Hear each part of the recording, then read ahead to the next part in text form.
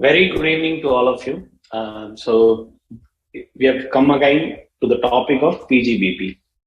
So some of you have questions before we begin the class itself. So let's address that with addressing few questions. The first one is from Ayush. He wants to understand whether what is called as case register in doctor. Is there something of that kind, or is it something misspelled as cash as case? So that's his question. So typically, Ayush, doctors will have a case registry, which means the number of patients. So every patient that they are attending, what are they attending for? So what is the issue that they are attending with the patient? So it's basically a detailed list of patient and the related issues. So that's a requirement in accordance with your requirement accordance with your what you call the medical act. So that's a requirement. So that's what we are actually calling it as thing. So now, as far as this, are you able to see the thing? Slide. Okay. So basically, yeah. So that's what this case registry is about. So it is case registry only. It is not misspelled and all. It is case registry. So it's a requirement for the medical professionals by the doctor's law. So and can a chartered accountant himself? Yeah, you're right. Chartered accountant cannot himself do a tax audit for himself. For example, let me assume let's not assume I'm a practicing chartered accountant. So can I audit my own firm's tax audit? No, I'm not supposed to do. So it has to be someone else who has to tax audit for me. So on my for the firm that I handle, someone else only can do a tax audit. I cannot do it on my own for a very simple reason. Like your companies act as who cannot be the auditors, relatives or something of that kind. So similarly in tax audit, also the point here is when you say that it has to be audited by someone, audited by another person, it has to be by a third person. It cannot be the same person. So you cannot say that whatever you have done is so and so by on your own self. So that's what it is about. So yeah, as I told you, income tax doesn't restrict on who should do, who should not do and all. But in line with your Companies Act and other things, tax audit is always carried out by another person only. So, but otherwise, yeah, there is no restriction as such from Income Tax Act. But typically, the purpose of tax audit itself is for someone to understand what you have done. So it is always better to be in the third party's eyes. So that's what it is about. So yeah, good evening to one and all for all of you. So as we discussed in the previous class, this session will be the last session on PGBP. So we're going to solve problems on PGBP, and we'll also solve some problems on salaries, which we couldn't do while we are covering the salaries chapter. So it will be a combination of problem solving with respect to PGBP and with respect to salaries. So that's what we'll be covering today. So more from the perspective of the examination. So that's what we are actually going to cover. So typically, the first question that we are going to talk about is the exercise 7 in the study material. We already discussed about few exercise materials in the last class itself. So we'll start with exercise 7. It's basically about a person, Sivam. He's a retail trader. So he is a retail trader. So when I say retail trader, as I told you, my first thing with respect to this examination was every word in the question matters. So which means some of the words might provide you additional information for you to solve a problem. Some of you might just be an extra information which is not at all relevant. So some of them will probably be there to just confuse a little bit, to understand the provision a little bit more deeper. So typically, when we are reading the question, we need to go word by word and see whether the word is relevant to the problem solving or just to confuse, or it is totally unnecessary. So we'll have to make sure that we understand the question word by word and pick what is relevant and what is not relevant. So here it talks about retail trader. We'll go through the question and see whether it is actually relevant or not. So they've given a trading and profit and loss account. So you have sales, closing stock, and you have given the trading account and then the P&L account. Now what we are going to do is we are going to just understand one by one if there is any adjustments to be made. If there is any adjustments to be made to the PGBP, we are going to do it. And before that, we are going to just understand the structure in which we will be solving the problem, which is a very good structure to be followed in an examination so that you don't miss out anything. So of course, you will have the first starting point as your profit before tax. So the profit before tax is what will be first considered. Okay, and then there are four things to be considered: 2 additions, 2 reductions. So first we'll deal with incomes. So the less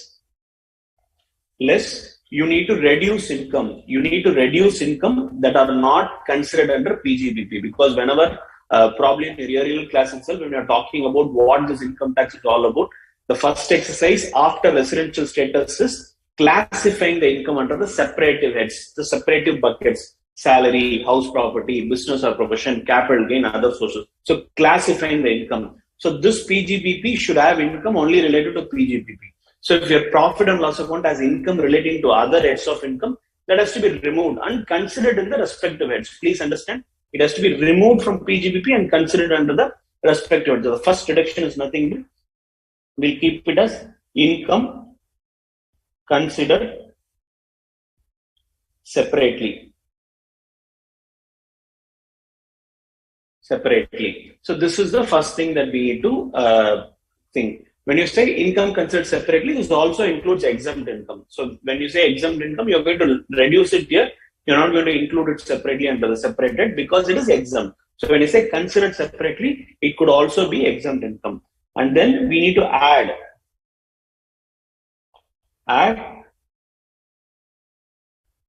income under PGBP that is not considered under the your profit and loss account. So what could it be there?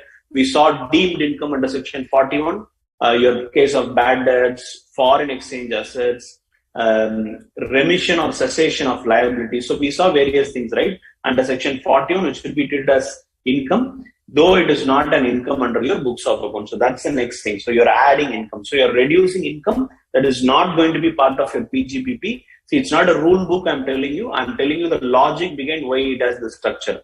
So to identify what is the income taxable under PGBP, first you're reducing income that has to be taxed separately, considered separately under other heads of income. So you're reducing that because it is not part of PGBP. And then you're bringing in income that is going to be part of PGBP, though it is not part of your P&L account. And then we spoke about expenditures.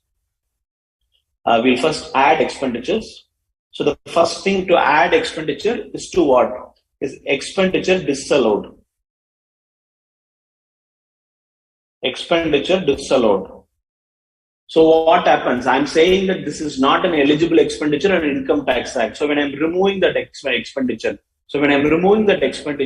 my profit is going to go up. My profit is going to increase. So what happens when I'm removing an expenditure? My profit is going to go up. That's why I'm adding.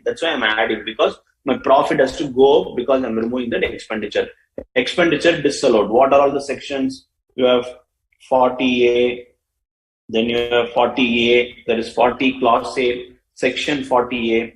Then you might have under any other section such as your 36, 37. So you might have anything which is not allowed under these sections, 36 or 37 also. When I say 36, 37, it is typically only if it is an expenditure that is actually allowed under 36, but not under the provisions of it. For example, your employee provident fund. What does the Act says? It says if it is only paid within the due date, you allow it. If not, you have to disallow it. So under 36, you only allow provident fund, the employee contribution of provident fund, only if it is paid within the due date, correct? So 36, 37, there might be some expenditure disallowed on these circumstances also. So these are the list of various things that we are talking about, 36, 37 and all. Then what you do? You less what? Expenditure allowed. What do you mean by expenditure allowed? Expenditure is allowed is nothing but the expenditure that are not part of your P&L, but you're still allowing. What it could be? It could be related to your 32, let's say, because it's going to be an allowed expenditure. Depreciation under Income Tax Act. Depreciation under Income Tax Act will not be there in the books of accounts. So whatever is provided in the books, you disallow. Whatever provided in the books, you'll disallow. Then you will allow depreciation, whatever is allowed under the Income Tax Act. Then you have what 35D, that is scientific research, 35AD, if there is any specified business for which you are claiming. So these are all additional things. Similarly, you have the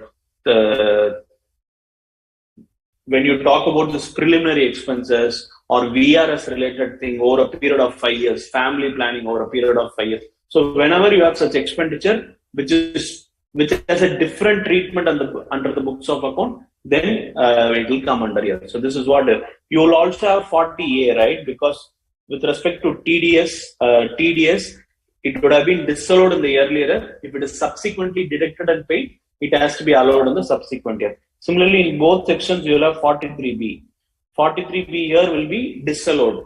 Here in 43B, it will be allowed in the subsequent year if it is actually paid, because it is on payment basis. So these are the content in which will get covered under expenditure disallowed and expenditure allowed.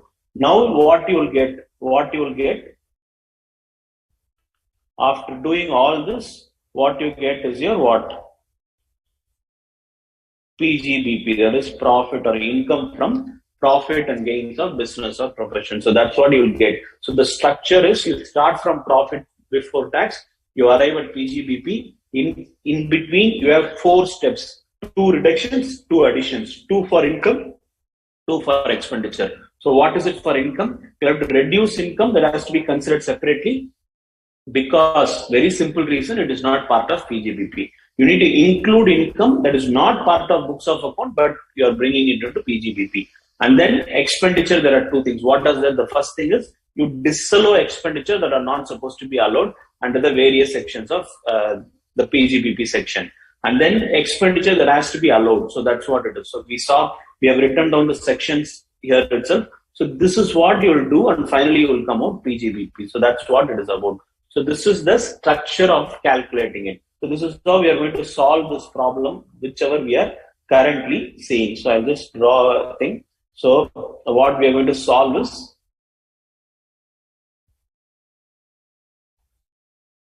it's not illustration, right? It's exercise 7. Okay, so we'll continue with the question. So as I told you, now what are we going to do? There might be some reductions, there might be some additions. So what I'm going to do here is I'm going to just give a small mark in the respective areas to say that what it has to be done. Should something be done to sales? No. Closing stock, opening stock, purchase. So all these are straightforward items. I need not do anything about it. In the profit and loss account, the trading account, nothing needs to be done. In the profit and loss account, in the income side, you have buy income from UTI, 2,400. So it is what? It is income from other sources. It is not your PGBP, because your primary income is sales and purchase. You are a retail trader.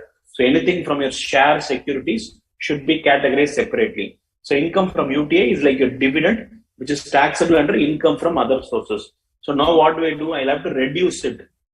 From PGBP and add it to income from other sources. So what I do is I do a small minus and a plus, which means I'll have to reduce it from PGBP. I'll have to add it income from other sources. So you can do a marking that suits you, that makes you understand what you need to do. A very small marking in pencil. Don't do it big and all. It's a very small marking in pencil just to tell you whether you have to say you have to make an adjustment. So while reading the question, start this marking. Then you have expenditure, salary, interest on loan, depreciation. Of course, depreciation, what should you do? You should reduce whatever is in the books of account. You should add what is in the books of depreciation. And then you'll have to provide depreciation under section 32. So first you'll have to add this. And then you'll have to calculate under Income Tax Act and reduce the depreciation. To printing and stationery, postage and telegram, loss on sale of shares. Where does this belong? Loss on sale of shares. It's a capital loss. So it doesn't belong here. So it's only a loss. So we'll have to just carry it forward if there is no other profit to be adjusted at that particular year. So that's one thing. And then to other general expenses, you have net profit. This is where we start. So when I said profit before tax, it is nothing but net profit. But please understand, it should not include any income taxes. So your income tax, your profit before paying taxes. So before taxes, so your gross profit. When you say gross profit, It is not the gross profit of accounting income. It is the profit before tax that I am referring to. So in accounting, preferably it is net profit before giving impact of taxes. Now there are some additional information. So we'll have to do this. Now what is that? It says it has found that some stocks are omitted to be included in both the opening and closing. So there is an adjustments to be made to both the opening and closing stocks. So saying opening stock 9,000 was not included. So what should I do? I'll have to add 9,000 to the opening stock, right? I'll have to add 9,000 to the opening stock. So when I'm adding an expenditure, what happens to my profit? My profit comes down. So typically what I need to do is I'll have to make an adjustment. So in PGBP, I'll have to reduce my profits to that extent. Why? Because opening stock will actually let me opening stock by adding 9,000 to opening stock, my profit will come down. So it will come under the category expenditure allowed. That's what the category is about. So here also I do a minus. So I'm just saying it has to be allowed. And then we come to closing stock. So what happens to closing stock? If I'm adding a closing stock, omitted closing stock now added, what happens? My profit goes up. So it's an income to be considered. So I'll have to add here. So I again put here also an thing, let's say a plus. Okay. Then salary includes 10,000 paid to his brother. So why is this relevant? It falls under what section?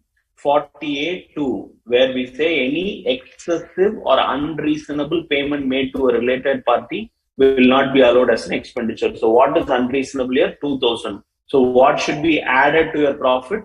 2,000. So a plus here. So same way, go to salary and say plus. So which means you'll have to make an addition to your salary. That is because of salary, you're going to add your profits. Your profit is going to go up because this 2,000 is excessive or unreasonable. So you're going to add to your profits. The whole amount of printing and stationery was paid in cash. So what happens? Cash payment, what section? 40A clause 3. So what should you do? Here also you'll have to add. So go to cash, say that you need to add. So what is that? Printing and stationery. Okay.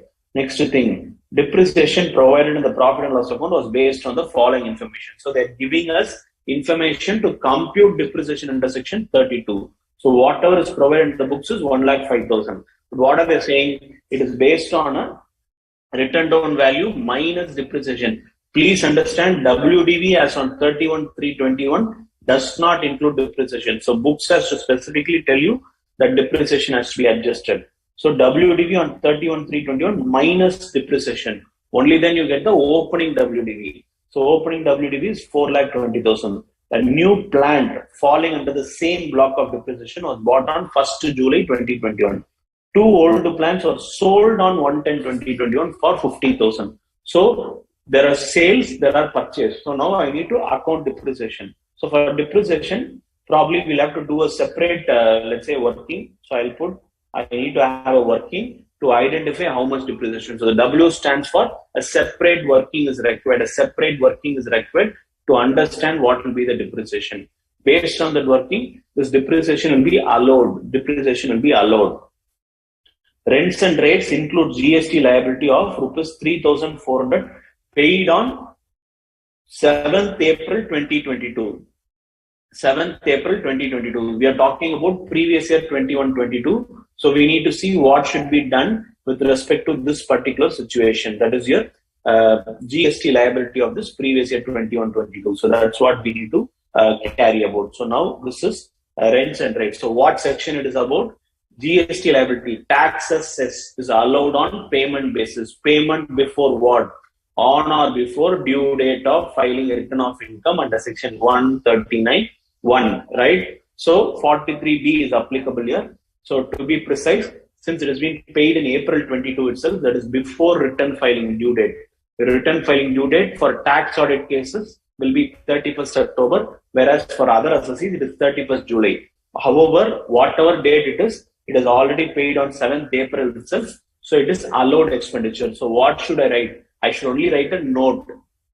I should only write a note. So I write N here to say that there must be a note to explain your stand on this particular point. So please understand, notes are very, very, very, very, how much ever very you wanted to put, very to the power of n important. Why? Because notes only provides an impression to the valuer, that you know the subject, you know the provision. So notes are very critical, notes are very important.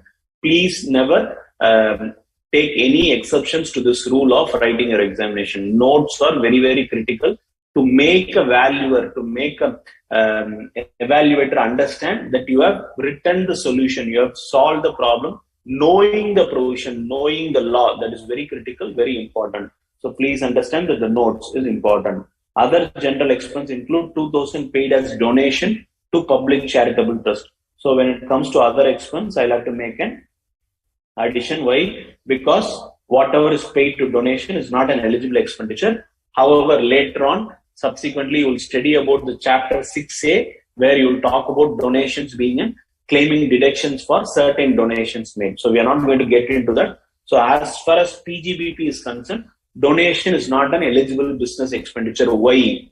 Why?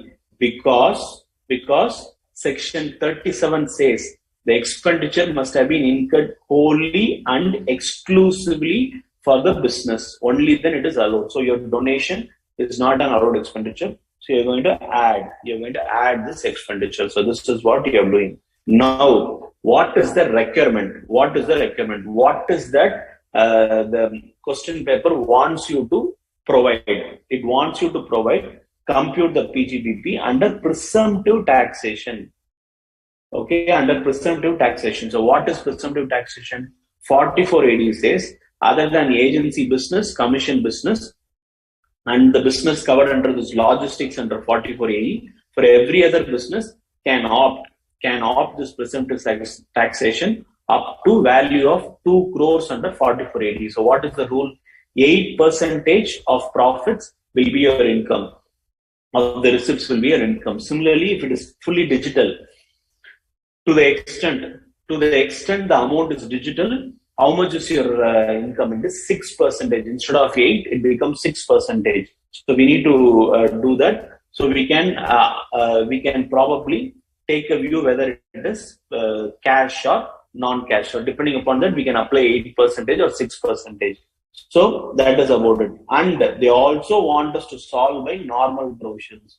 So they also want us to understand by normal provisions. So they want us to ignore 115 BSc. So this is the question all about. So as I told you, we have to do this. Now, if you want to make sure that you wanted to do it perfectly in the question paper, what you can do is understand how much additions you have to make, right? How much additions and how much reductions you have to make. There are 4 categories. So you understand how much has to be done under each category, correct?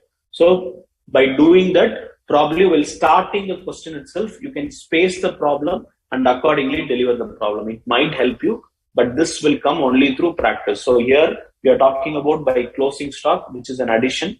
That is income that is to be allowed. Then income considered separately. So we have 2, 3, 4, 5, 6, 7, 8. Okay, 7, 8, and then also a depreciation of 9. So I have totally how much? 9 adjustments to be made. So 9 adjustments to be made. So my spacing has to be according to that. Depending upon the 9, I'll have to give spacing. So I'll just start with what? I'll have to say computation of business income of Mr. Selvam, right? Selvam of for assessment year 22-23. Okay. Now I'll have a particulars column, amount column, and a reference column. There is a note reference. So this is what we are going to solve, correct?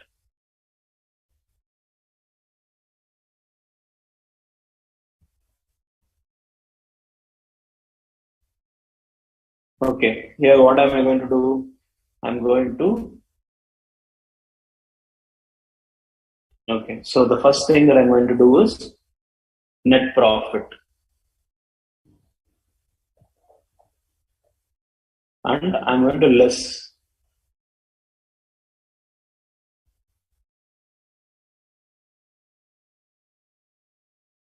income considered separately. There is only one line item for that, correct? And then, so what is that? That is income from UTI.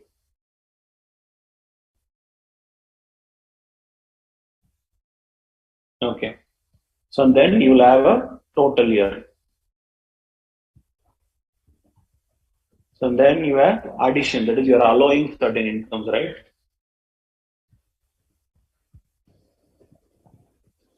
So in addition income, what did we say? We said there is closing stock adjustments to be made. So closing stock adjustment has to be made. So the closing stock, omitted closing stock.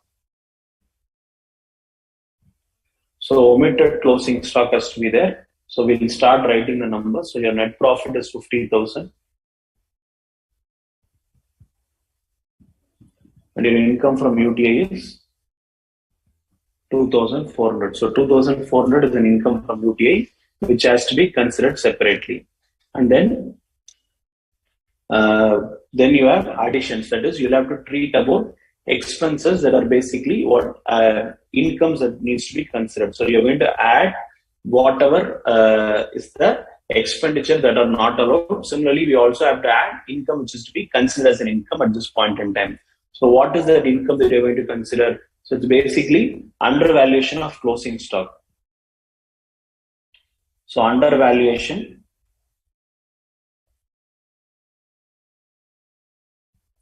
of closing stock, correct?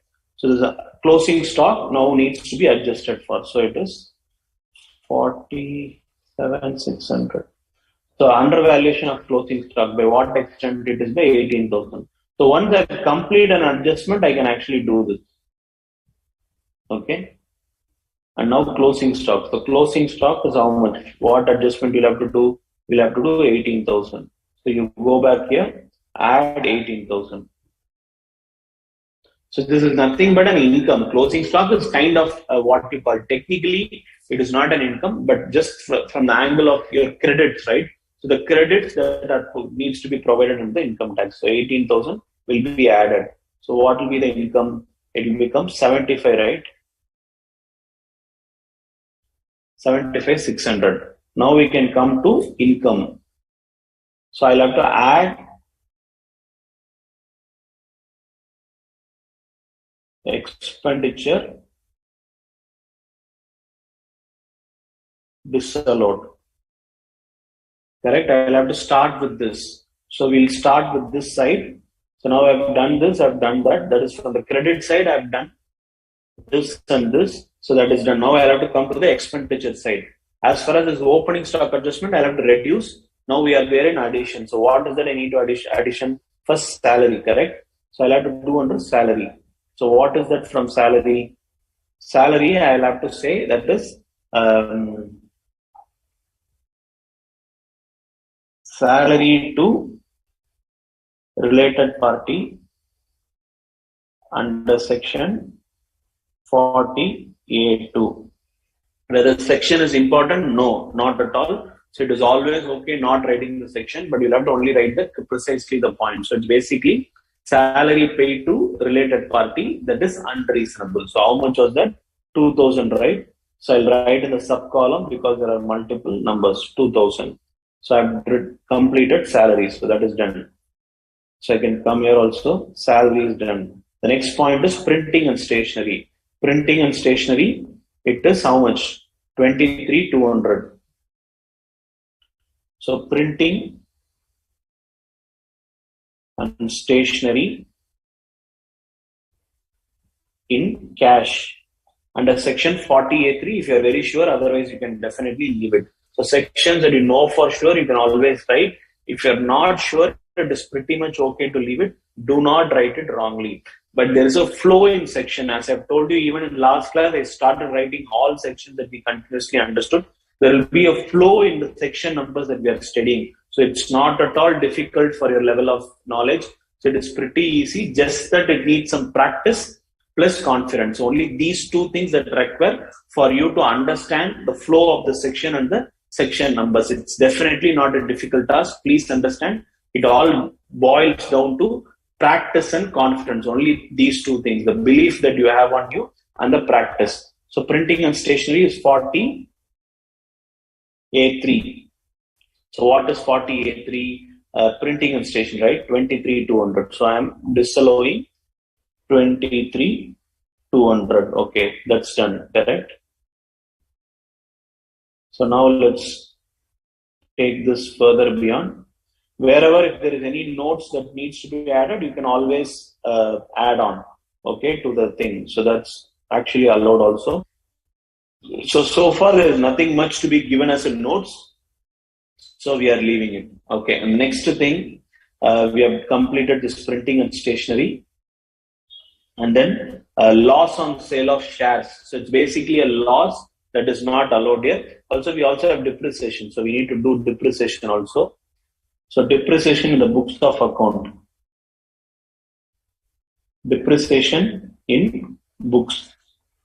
So this has to be added. Why? Because whatever is allowed will be deducted under section 32. So depreciation per books is 1,05,000.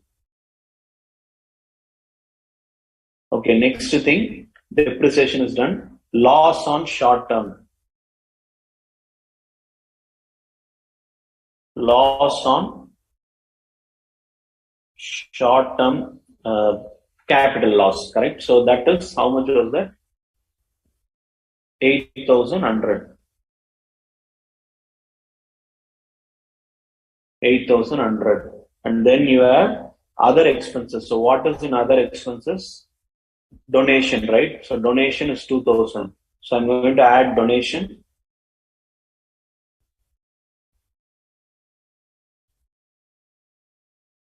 Donation is 2,000. So what all I'm adding? I'm adding the salary RPT that I've done, the printing and stationery that I'm doing, and then I'm also adjusting for the depreciation for the books of account, and then your loss on short term and donation. All this needs to be adjusted. So that's all it is, right? And for this, you have to write a note, the rents and rates including GST. If required, what you can do is you can actually write here as rent and rates, GST, and you can write here 1 to say that there will be a note that will correspondingly follow with respect to this. So, what will be the total sum?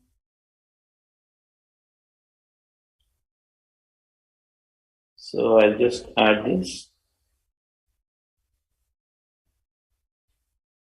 So, your total thing will be 25,200, 130,200, 138,300, 140,300. 140,300, 25, 130, 138, 140,300. So if you add 75,600 and 140,300, it is 215,900, correct? So 2,15,900 is what the additions that we have made here. Now in this 2,15,900, what should I do? I should less expenses allowed. So if you actually come here, the first thing is opening stock. Because it is an eligible expenditure I can take. How much is that? It is 9,000. We are yet to do that. So I'm just going here and striking off because I've already considered this 9,000. So that is one thing. So that is expenses allowed. What else I need to consider? What else I need to consider?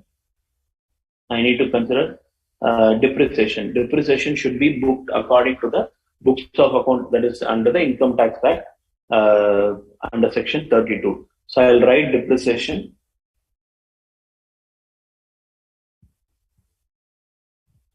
under section 32. So with this, what will I get? I will get my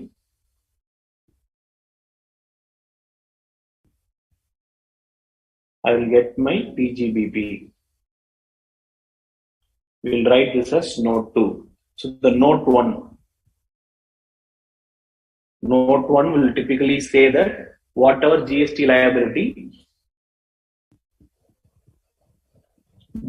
liability paid before due date of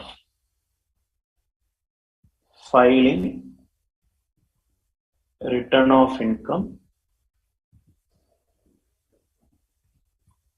under section 139(1) shall be deductible. Correct? Because it is not disallowed under section 43B because it is paid. So now the depreciation working. What do? You take the particulars. You have opening WDV. Add. So what is depreciation structure? You take add new asset.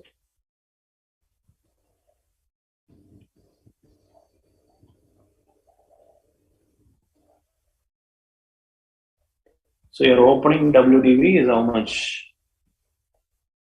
Opening WDV is 4,20,000. So you take this 4,20,000. There has been a new asset purchased. New asset purchased, that is 70,000. It is purchased on 1st July. So which means more than 180 days. So 70,000. So you get 4,90,000 less sale of, let's say, plant and machinery. Two assets, correct? What are sold as two plants for 50,000 things. So it doesn't say each. So we can actually take 50,000 put together for two plants, correct? So it will be what? 4.4 lakhs. So 4,40,000 will be your WDV. That is your closing WDV on that depreciation. Depreciation will be at 15%, correct? Because for plant and machinery, it is 15%. So it is 4,40,000 into 15%. So that will be 66,000. So this is what is allowed under income tax law. So I go back here, I add 66,000. So typically what will be added here is, what will be reduced here is 75,000, correct? So 250,900. 250,900 minus 75,000. So it is 140,900. So let me see if we have concluded everything.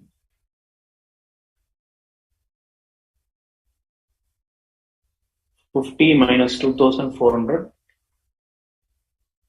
50 minus 2,400 is 47,600. 47,600 plus 18,000 is 65,600. Okay. So this is 65,600. So this will automatically become 2,05,900. 65,600 plus 140, so it will become 2,05,000. So it will become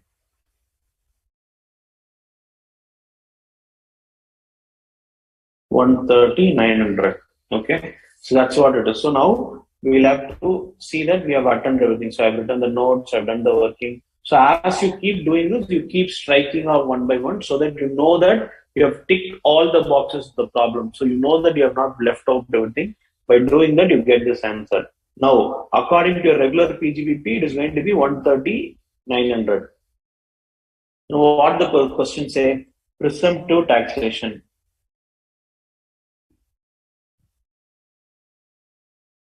Presumptive taxation under section 44AD, we can opt for what percentage? It doesn't talk about whether cash or whether it is how much is digital and all. So let's assume it is digital. So we'll take for 6% alone. So what is the sales provided here?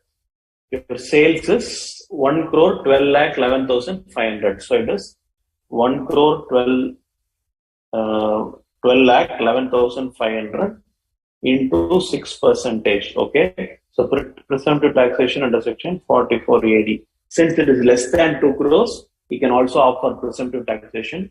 So what will be the number? 1,12,000.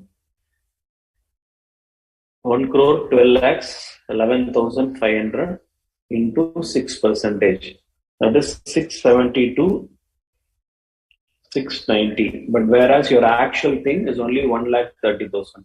So the question is, what can you opt? Should you opt for presumptive or regular? So that's not what the point here is, because why? If you have started opting for presumptive taxation, and if you're opting out in between, you are not eligible for the next 5 years. You are supposed to do a regular audit and only then file your return of income, correct? So that's what this is about. So what does it say?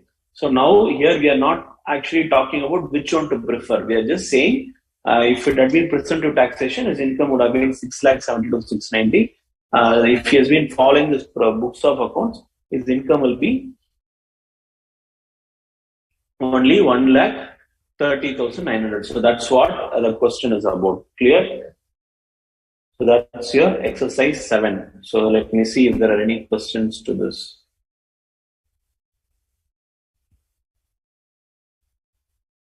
Puja, allowed and disallowed. So allowed expenditure, or let's talk about something. Now this salary is an allowed expenditure. Correct? In that, we are only disallowing 2,000. So allowed is something which is already being provided in the books of account. Apart from that, if there are any allowed. In this case, in this example, in this exercise, if you see, the adjustment to opening stock and depreciation is an allowed expenditure. Allowed expenditure because it has not been earlier provided in the P&L. Your opening stock has not been provided in the P&L, so you are providing it right now to the extent of 9,000. Similarly, your depreciation, whatever is relating to the section 32 depreciation is being provided right now. So when you say allowed, whatever is supposed to be an allowed expenditure under Income Tax Act. When you say disallowed, the expenditure that are disallowed under the Income Tax Act. So sections like your 40A, 40 Clause A, 40A, 43B, all these are disallowances. So that's what you're actually calling as allowed and disallowed. Mansha question says 2 old plant stores, it means opening WDV cease to exist. We saw earlier that only when all the plant ceases to exist.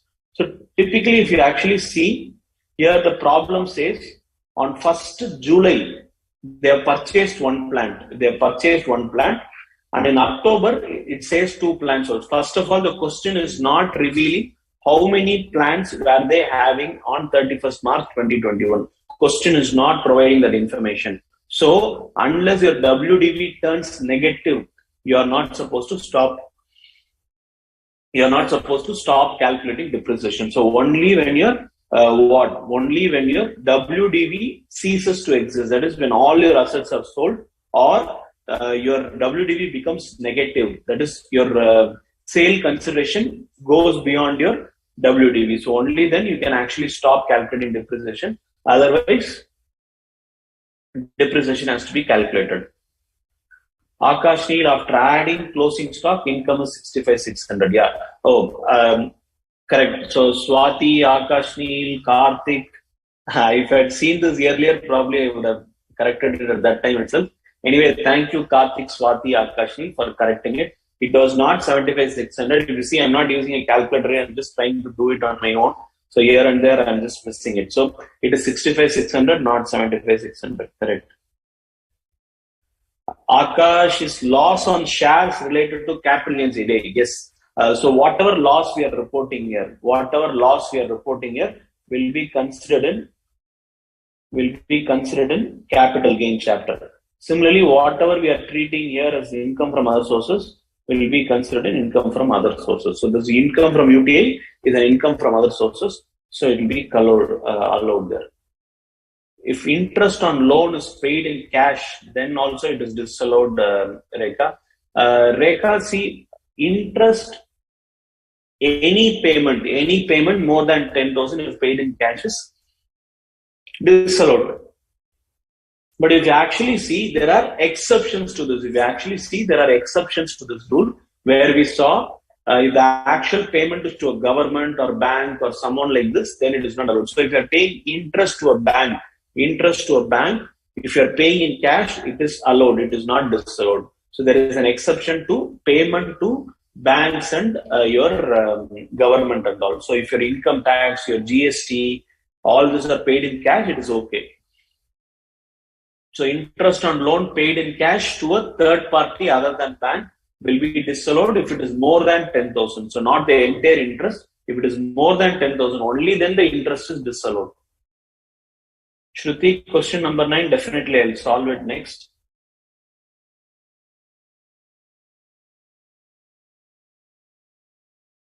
Kaveri, I didn't get the P. What exactly is the P here?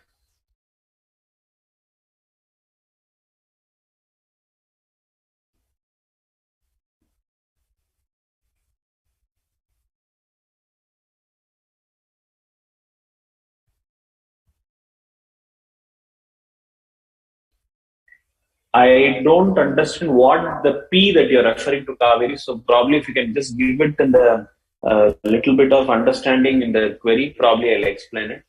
So Pooja, yeah, this is my last lecture for this particular batch. I am not sure whether I'll be taking subsequently here for this batch. Yeah, for this batch as of now, this will be my last class. Okay, so now let me assume that we have actually, you all have understood this problem, exercise 7. So we'll move on to the next problem, that is your exercise 8. So here, Sukhwinder is engaged in plying goods and carriage. So what section are we talking about? What section? Plying goods and carriage. So we are going to talk about 44AE, correct? 44AE. So what does it say? Sukhwinder on 1st April. So he owns 10 trucks on 1st April 2021. So we are talking about previous year 21-22. The beginning of the year, the first itself, he has 10 vehicles. So 44AE is applicable if you're not owning more than 10 vehicles any time during the year. Not owning more than 10 vehicles any time during the year. So please understand, on 1st April 2021 itself, he owns 10 trucks, out of which 6 are heavy goods vehicle, which has a gross laden weight of 15,000 kg each. Is it relevant, that 15,000 kg? Why?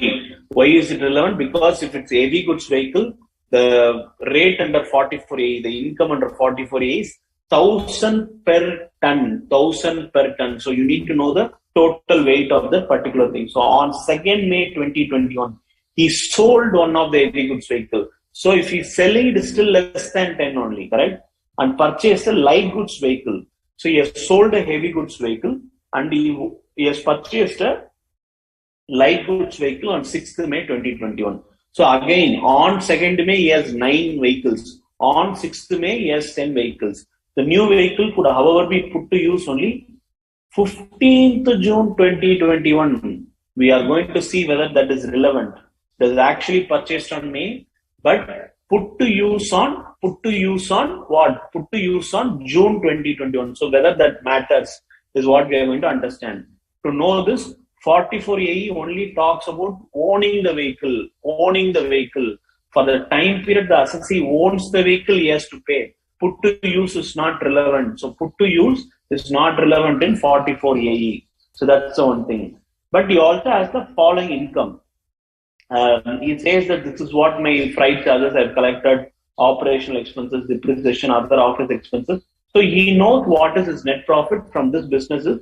Apart from that, he also has another 70,000. So now the question is, we'll have to compute the total income. So what should we compute? We should compute the total income. So compute total income for what? Assessment year 22-23, correct? 22-23. Okay, so that's what we are going to compute. So this is what the question says. It says compute the total income for assessment year 22-23. Now let's start with this. So we said 44AE is business income. As far as this income is concerned, he has to take with based on the number of vehicles during the year. So he has 10 vehicles on 1st April. May he has sold one. Subsequently, he has purchased another thing. So how do you calculate the presumptive income? So now we'll first calculate the presumptive income for things. Okay. So now we'll calculate presumptive income.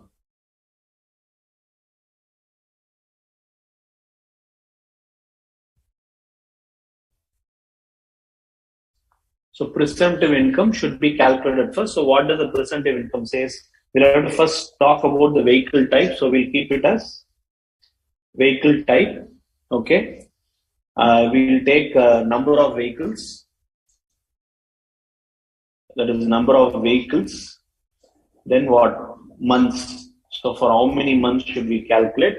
And then we'll calculate the rate. Okay, rate, and that will give you the income part. So now we'll start with heavy goods vehicle.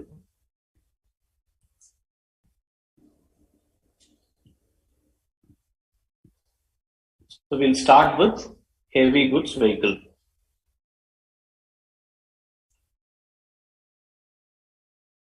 So the question said that he was having 6 heavy goods vehicle, out of which 6 heavy goods vehicle, 6 is actually 6 heavy goods vehicle is what he is owning. So this is in the month of April.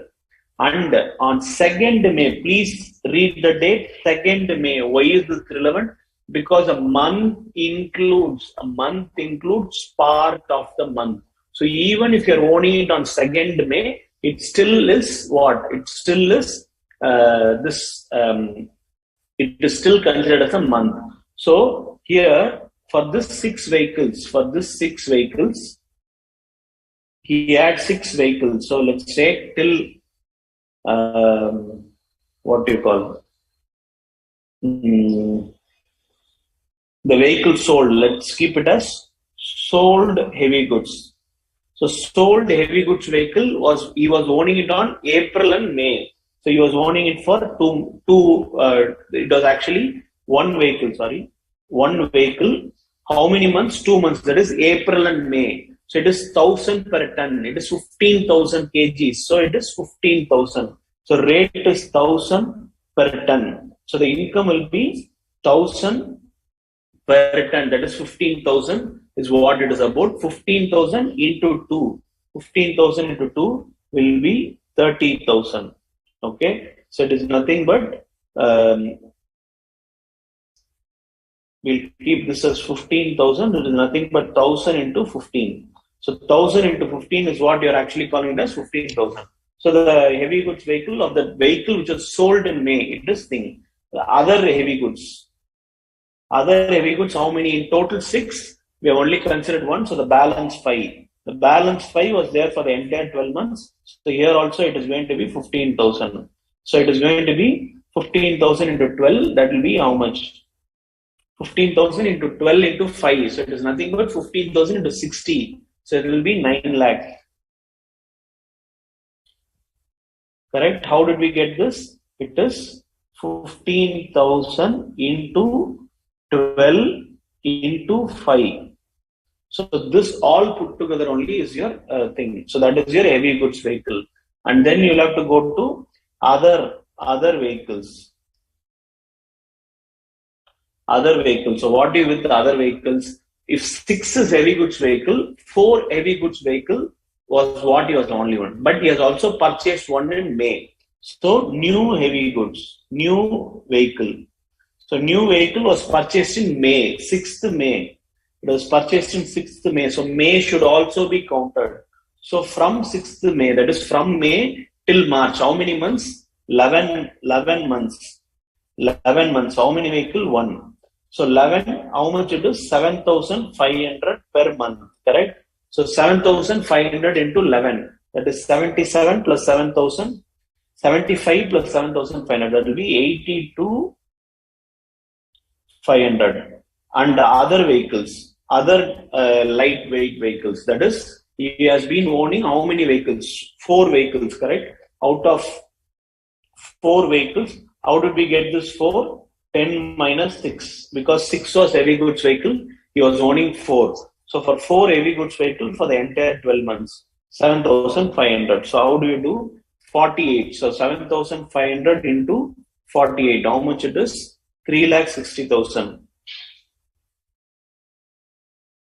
3,60,000. So what is the total here? It will be 30,000 plus 9 lakhs plus 82,500 plus 3,60,000. So 13,72,500. So 13,72,500 will be the income that he is earning from it. So apart from the 1372, so what will be? So your PGBP, that is from 44AE, that is, let's say, for logistics, it is 1372,500.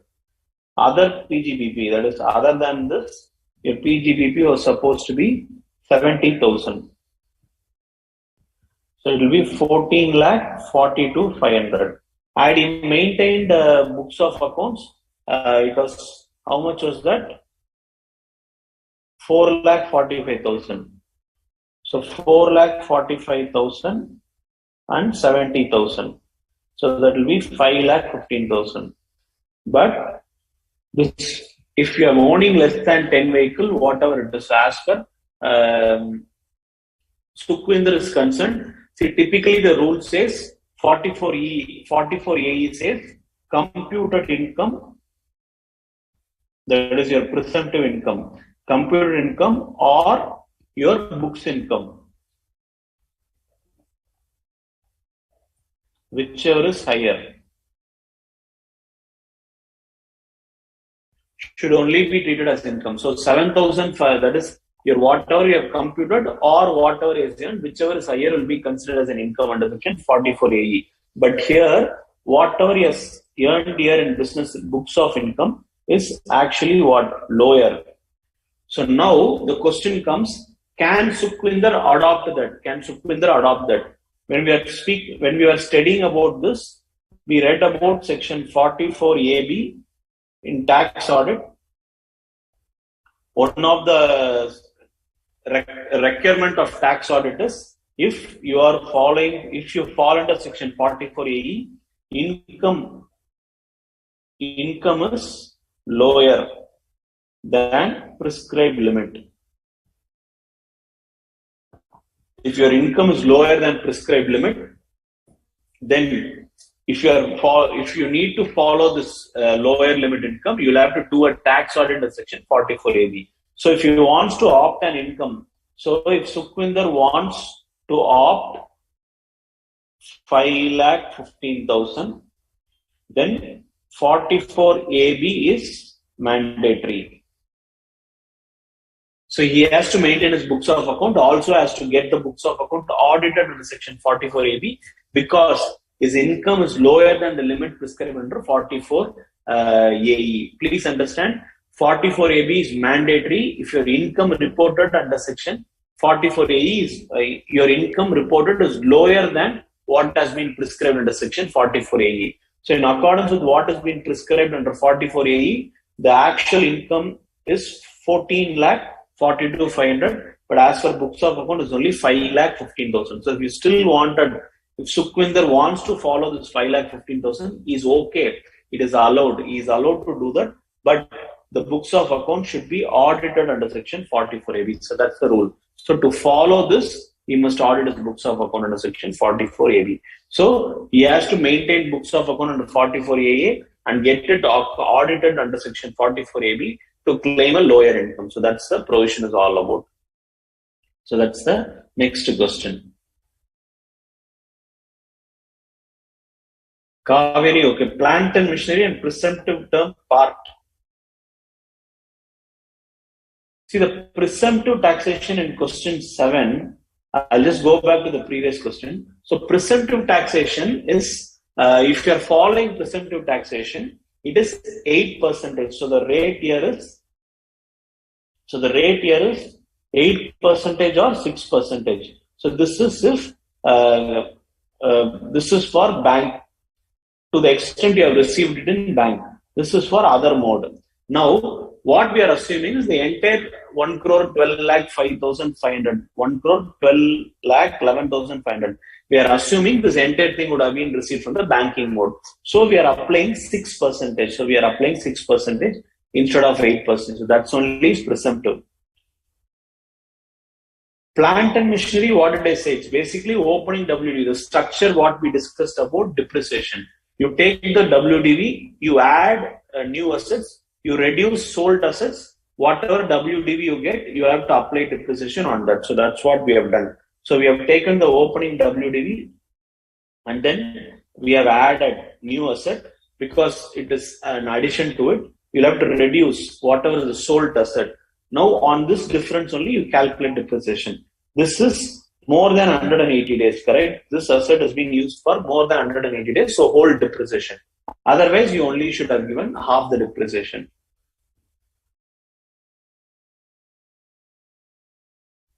Amritpal, what if expenditure done in cash is less than 10,000? It is allowed to a person in a day. So when you say 10,000 under section 40A3, see, this provision says to a person in a day. So to a person in a day, if it is more than 10,000, it is not allowed. Is non-business also why included in PGBP?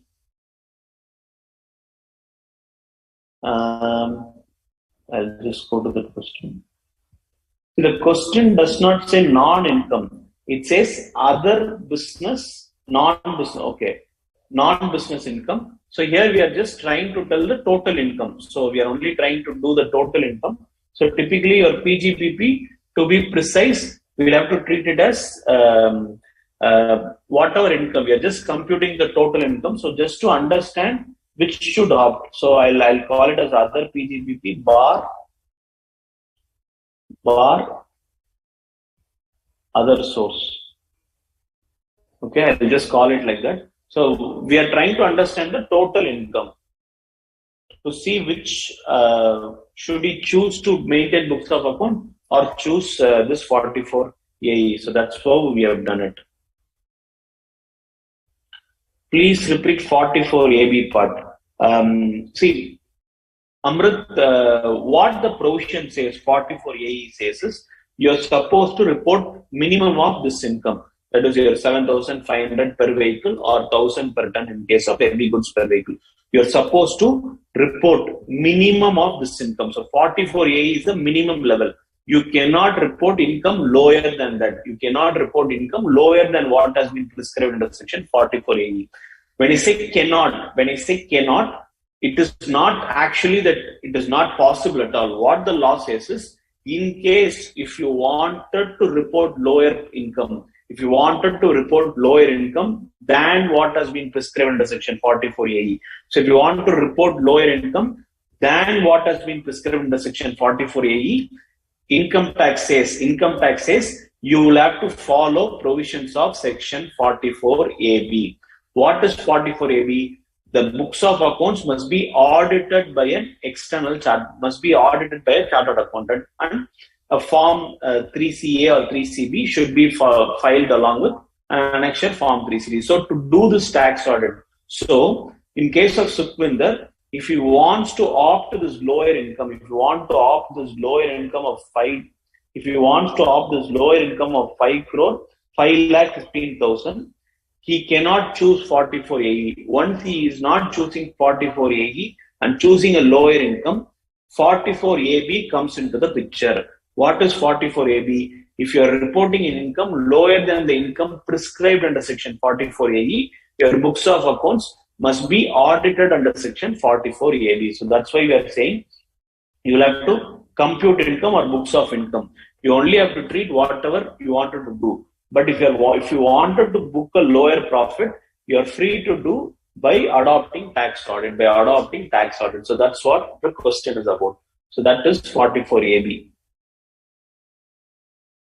Shruti, I'm sorry, I don't know Hindi. I'll try to understand. 44AD, 44ADA, AE.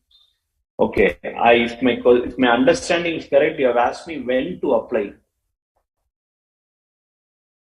when to apply and whether it is mandatory. If I'm right, that is my understanding. If I'm wrong, please correct me. So this 44AB, ADA, AE, everything is optional. You can choose that and start following it. So it is not a mandatory provision. But in provisions like 44AD, 44AD, it becomes mandatory of not following 44AD if you are moving away from in one of the years. So we said if you have not followed 44AD in one of the year, for the next 5 years, you cannot opt for 44AD. So that's what it is about. Otherwise, generally, this 44AD, 44ADA, and 44AE, all three are optional provisions. If you want, you can choose. So that's what the provision is about.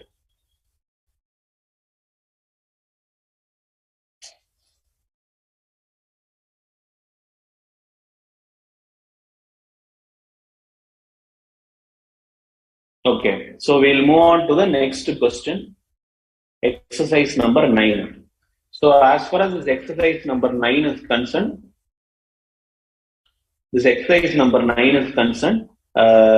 it's typically Raju is a manufacturer and he has given the following information. So what information he has given? So he has basically gives the following manufacturing training. So he is a manufacturer. So please remember the word. He is a manufacturer. So he is a manufacturer. Now, what has he given? By sales, closing stock, opening stock, purchase, manufacturing. Dividend from domestic company. It should be excluded from PGBP. Income from agriculture should be excluded from PGBP. And administrative charges, SGST penalty. So what does the penalty say? So when it comes to a penalty, what should you do? So whatever you're doing under the penalty, whatever it is, that is the 5,000 that you're doing is a penalty. 37 says anything which is to what you call kind of fee, fine, or whatever it is not an allowed payment. So this SGST penalty is also not allowed. GST paid is okay because all that matters is it has to be paid within the due date. So as long as that, it is okay. General expense, interest to bank on machinery term loan. So interest to bank on machinery term loan. So that's one thing. To depreciation. So depreciation also should be added and you have net profit. Following are the other information. Administrative charges include 46,000 paid as commission to brother. So the moment you read the word brother, you have to remember section 48(2). So it is not allowed if it is excessive or unreasonable. The commission amount at the market rate is 36,000. So the 10,000 excess needs to be added. So I'll have to add administrative charges. Correct? Next, the assessee paid 33,000 in cash to a transport carrier on 29th December. Paid to a transport carrier. I said each and every word might be important. So paid in cash above 10,000 is not allowed. But if it is to a transport carrier, if it is to a transporter, the limit is not 10,000. It is what? It is 35,000. So since it is 33,000, nothing needs to be done. But what? Where did it go?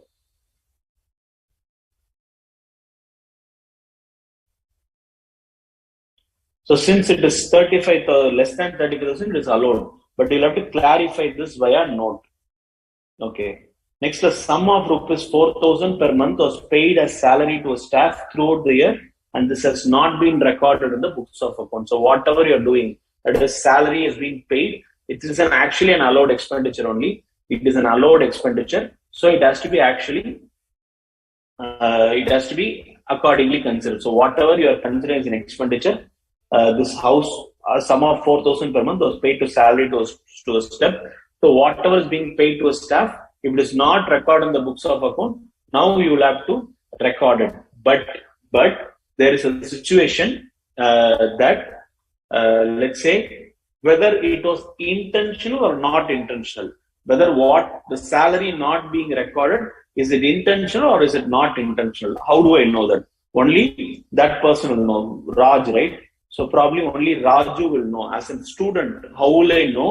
What should I assume? Should I assume that it was intentional or it was not intentional? You can do it both ways also. If you are considering it to be intentional, if you are considering it to be intentionally avoided, then what happens is you will have to bring this under this unexplained expenditure category. So unexplained expenditure category, where you have unexplained cash credit under section 68, then 69A, B, C, right? So you have 69A, B, C. So in that 69C, C is for let's say expenditure, cash expenditure. So expenditure that are not included. So 69C is specifically for expenditure that are not included in the books of account. So whatever is unexplained expenditure will be taxable under section 69C and at a special rate of 75%. At a special rate of 75%. That 75% is nothing but 60% plus surcharge at 25%. So that is how you get 75%. So you can do both ways also. If it is intentional, you'll have to add it. If it is intentional, you'll have to add it to the exam, add it to your profit, and treat it as Treat it as unexplained expenditure, taxable at 75%. Otherwise, if you think Raju has not done anything intentionally, by mistake, but just by mistake, he has forgot to record it in the books of account. While booking into the account of account, he has only forgotten. So he wants to treat it as an expenditure, but he missed out this entry. Only at later point in time he is realizing. In that case, it is a deductible expenditure because it falls under section 37. It is wholly and exclusively for business. It is not personal. It is not capital. It is incurred in the year. It is not illegal or offensive, correct? So because of this, it could be treated under section 37. So this could have two views. Okay, it will have a note. So you will have to write a note and also do it. If you ask me, I would say that it should be treated as a deductible expenditure, thinking that this is a omission in the books of account. By mistake, it has not been recorded in the books of account. So what I'll do is I'll do a minus here because I'm saying that it has to be treated as a deductible expenditure. But however, I'll write the other portion in the notes. I will say that in case if it is treated as unexplained expenditure, it has to be added to the profit and it should be taxable at 60% plus surcharge of 25%.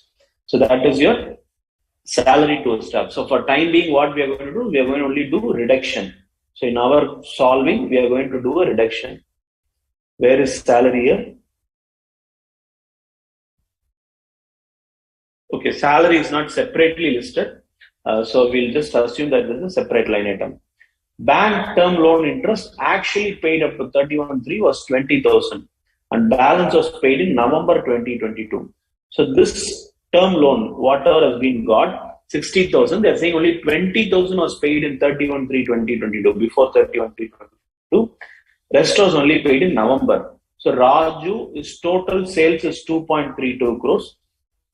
Yes, let's say he is falling under 44 AB, which means his due date would be 31st October. But he's only paying it in November, so which means it is not an allowed expenditure. So the unpaid interest needs to be added.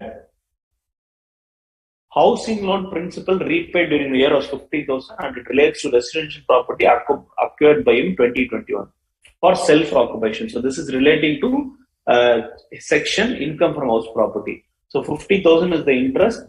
Interest on housing loan was 23,000. So out of 50,000, 23,000 is interest. 27,000 will be treated as deduction under section 80C. Housing loan is taken from Canara Bank. These amounts are not dealt with profit and loss account given above. And they have also given additional depreciation. They have asked us to ignore additional depreciation. They have also given the working for depreciation.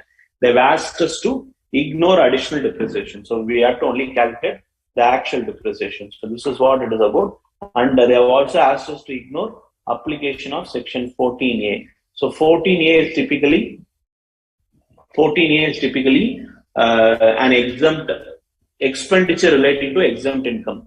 So whenever you have made an investment, earlier this dividend income or anything of that kind was exempt. So whatever you are receiving as exempt income, related expenditure should also be disallowed. So the way to compute that relevant expenditure is only section 14A. If you have covered it in the exempt income chapter, it is okay. Otherwise, leave it because it's not that important for an intermediate. So we'll leave it here. So this is the question, whatever it is. So we need to compute it. So what I'll do is just keep going through this question for few minutes. In the meanwhile, we'll take a short 10-minute break and come back and solve this question. So we'll solve this question after a short break. So we'll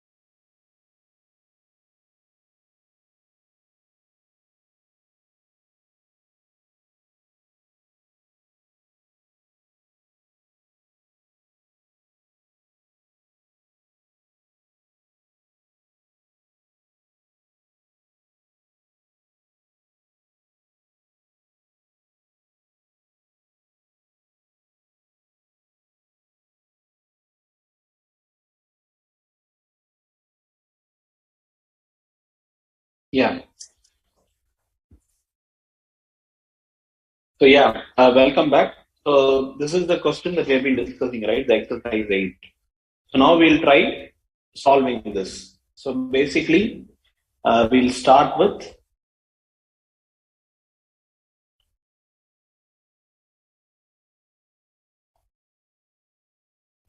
exercise 9, correct? So the exercise 9 is basically computation of income of who is that? Raju. Of Raju for AY 22-23, correct? Now I will have a particulars column, amount, two amount columns, and one reference column, correct? So two amount column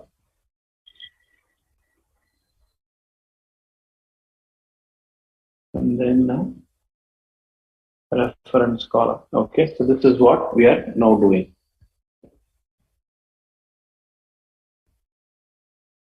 Okay, so now here we'll start with the first thing. Of course, it is what? Net profit. What is a net profit? 5 lakhs, right? Oh yeah, 5 lakhs. So I take this 5 lakhs.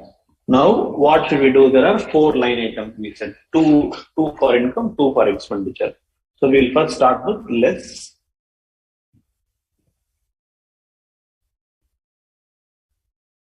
income considered separately. What is that? The first one was dividend, and then agriculture. Dividend of 15 and agriculture of 1,18,000. So dividend 15,000, agriculture 1,80,000. Correct. So it is totally 1,95,000. So I'll have to reduce that. So it will be 3,05,000, correct? So 3,05,000. And then I will have to add income that can be considered. So if there is any income that needs to be added, so we'll have to see is there any income that needs to be added. These are all expenditures only that are disallowed. This is an expenditure to be allowed. Okay, so I guess that's it. So there is no income that needs to be added. There is no income that needs to be added. And then you come to add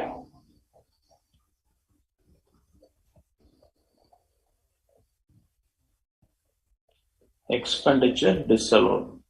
That is not deductible. So expenditure that are basically not deductible. The first thing is administrative charges. So what is it about administrative charges? 10,000 is excessive. So administrative charges, what exactly is the word? Yeah, commission. So commission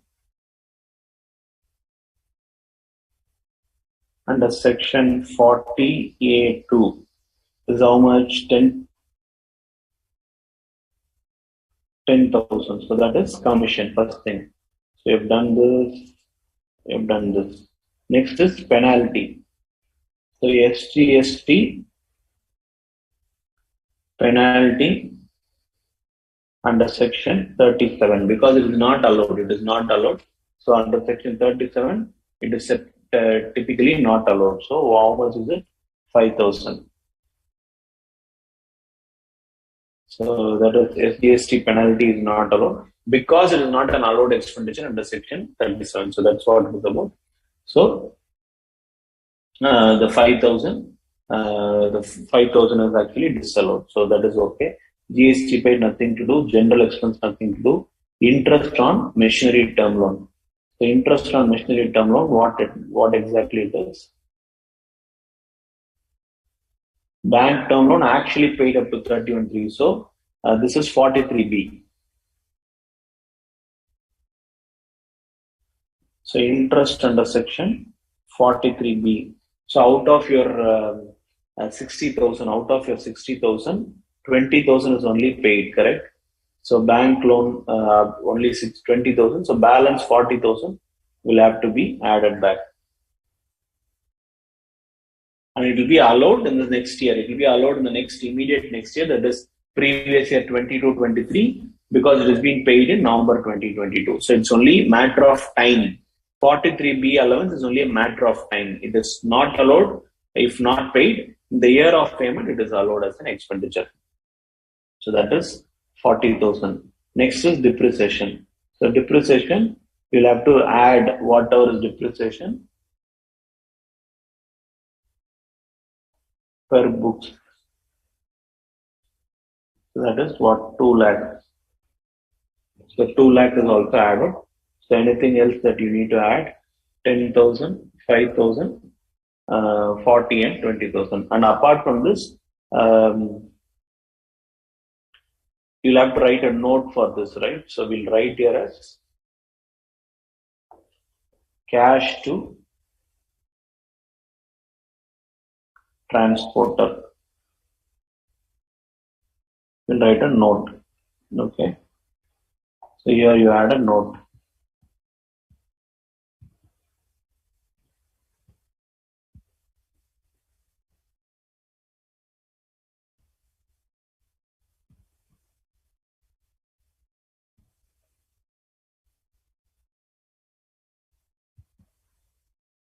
Okay, so I'm adding a note. So the total will be how much? 15, 55, 2,55,000. So I'm adding, right? So it will become 5,60,000. So that's what I have added now. Now, the next thing. Is there something that needs to be reduced? Expenses allowed. So the first thing is salary. So less expenses allowed. So I take salary. I'll have to write a note because, as I told you, salary in another view could be disallowed also. Because if you think it is intentional, the omission was intentional, it will be treated as unexplained expenditure under section 69C, which is liable to 60% of tax plus 25% of surcharge. That is total of 75% of tax. But here we are trying to say it is not intentional. It was just an omission, an error from the assessee side. It does nothing else to do with unexplained expenditure. So it is what? 48,000. That is 4,000 a month, right? 4,000 per month was paid. So I'll have to write it and write a note. So I've given the note number also. And then you have depreciation under section 32. Under section 32, you'll write the depreciation. So once you write the depreciation, you will have this total. Correct? So with that, you get PGBP.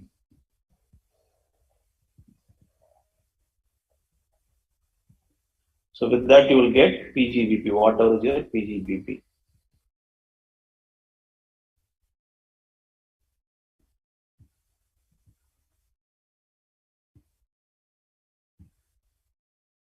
So that will be your PGBP. Apart from this, the question also provides for house property.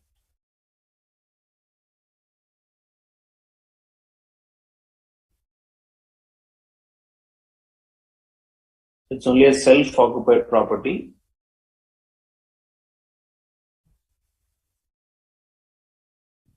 Income from house property. So you take the net annual value less interest under section 24B. So that will give you your income from house property. That will be your income from house property. Okay, and then your total income. I'll keep it as gross. So that will be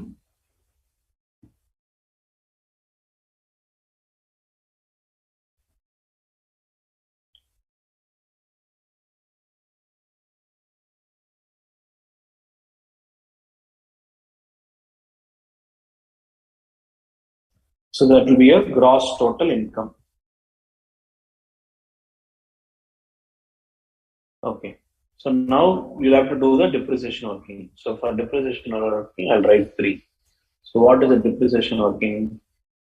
So we'll have to write the note. What is first note? First note is on cash to transporters. We'll have to say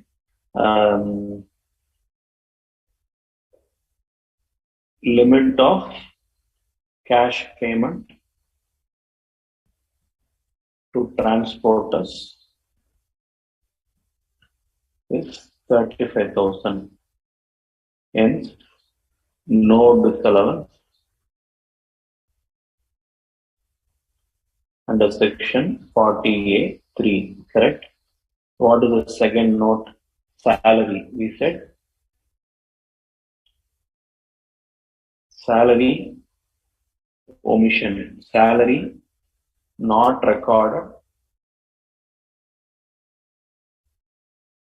in the books is assumed as erroneous omission. Okay. Hence, deductible under section 37. However,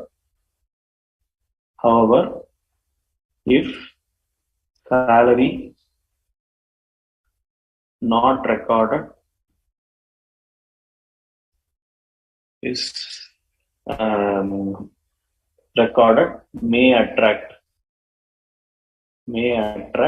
provisions of section 69C being unexplained expenditure. In such scenario, the 48,000 will be added and taxed at 60% tax plus 25% surcharge under section 115 BBE. So this is what you actually have to write. So the third only is depreciation working.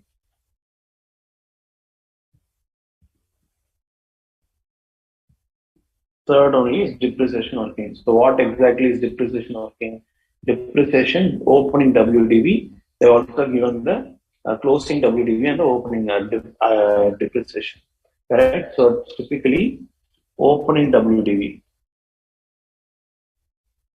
Opening WDV will be 14 lakhs minus 210. That is nothing but 11,90,000. 11,90,000. In this 11,90,000, what will happen? We'll have to add whatever is used more than thing. So you add new asset. That is 2 lakhs. 2 lakhs, how much is it? 2 lakhs.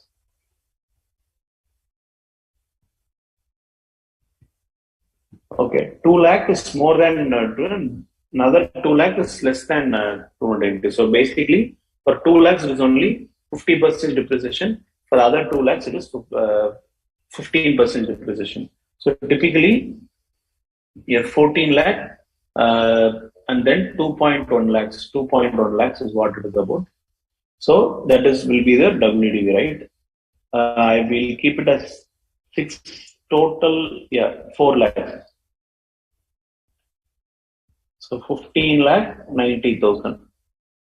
Okay, in this whole depreciation on 13 lakh 90,000 into 15%. So how much will it be into 15%? So that will be 2 lakh 8,500. Half depreciation on 2 lakh. So it will be 2 lakh into 7.5%.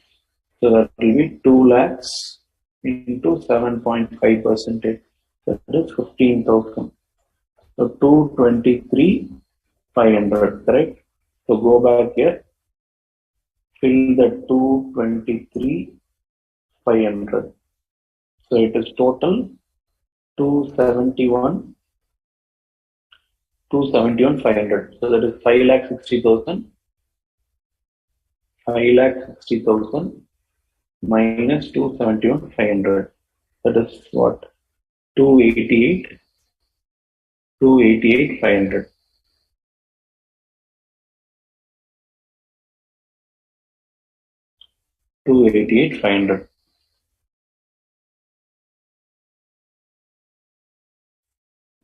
So the next one will be your house property.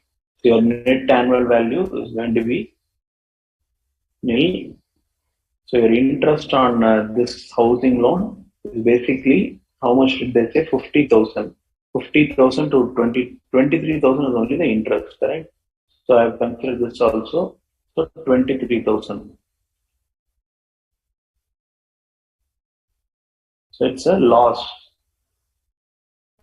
of 23,000. So your net will be 288,500. 288,500 minus 23,000. So it is 265. Total income is 265,500. So that's what it is about. So wherever required, you'll have to write notes. So in case if you feel like you'll have to write notes for a few more things, you can always write.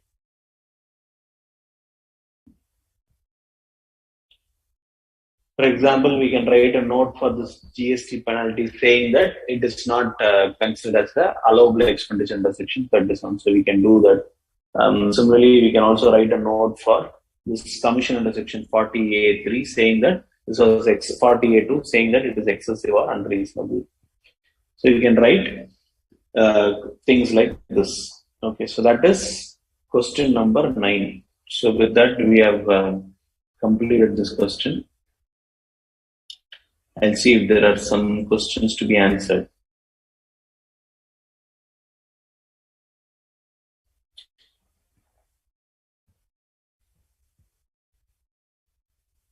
Rekha, why will he do that intentionally? So, see, if he does not want that expenditure to be on the record,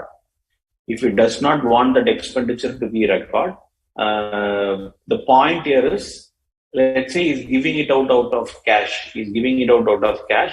So that 48,000, whatever he has provided as salary, might be his money that he has not received in proper mode. So it might be an income which is not accounted also. So the point here about all the unexplained is you have received some money out of which you are spending. So your spending is not legible, it's not legitimate. So I will tax this expenditure itself because to spend this, you would have earned that money somewhere. So I'm taxing this expenditure as well. So when we say intentionally, it is specifically if you fall under that section 69C only. The point why we treated as a omission, considered as an expenditure, and we are only explaining it in the notes, saying that it could be intentional also. So why are we doing that? because to tell the evaluator that you also know that there is a provision called 69C, in which also it will be included. So it's only basically to tell that you know that provision also. So you're just saying that you know both the ways. So that's the intention. So add bank loan interest for the repayment. Yeah. So Akash, yeah. So we have added the interest under section 43B. Whether it will be taxed under PGBP, Karthik, the income is PGBP only. Whatever is addition we are talking about is PGBP only. Only that the rate will be different. The rate will be different for this particular thing.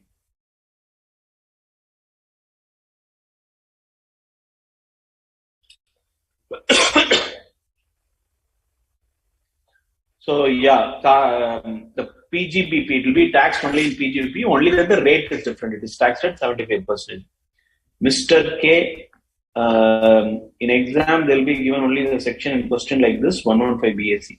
See, typically, there will also be questions in computation that 115 BA or we must also compute for 115 BAC.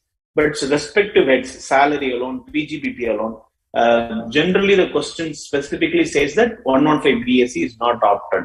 So it's typically to avoid too much of working. So when it comes to computation of income, the computation of total income, that is for all its salary, PGBP, income from other sources, when you're computing the total income, sometimes your question may want you to also compute 115 BAC and tell which is beneficial.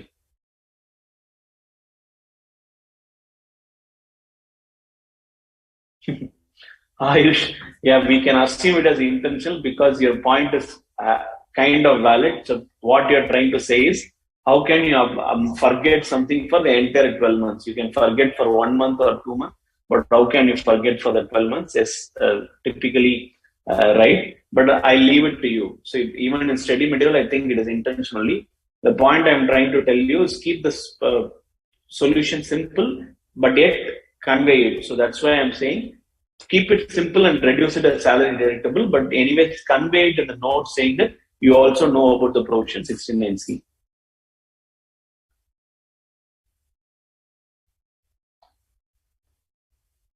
Ayush, why the question wants us to ignore additional depreciation? Is there any logic? Maybe depending upon the question marks. So if you wanted to work about the additional depreciation, the question might want you to give two or three more marks. But let's say the question is restricted to 8 marks or 6 marks or whatever it is. In that case, they don't want you to put the extra effort on additional depreciation. So that could be the probable reason. Bharat, depreciation as per books. See, in every income tax problem that you're going for PGBP, you must first add the depreciation that provided in the books of accounts, which means whatever has already been provided in the books of account, we need to add the depreciation and compute depreciation under section 32 and reduce it. That's why in every problem that we are solving, we are first adding depreciation. So we are first adding this. And then we are reducing this. Correct? So that's the reason. So the books of account is what has been provided in the concept of accounting. This is in the concept of income tax.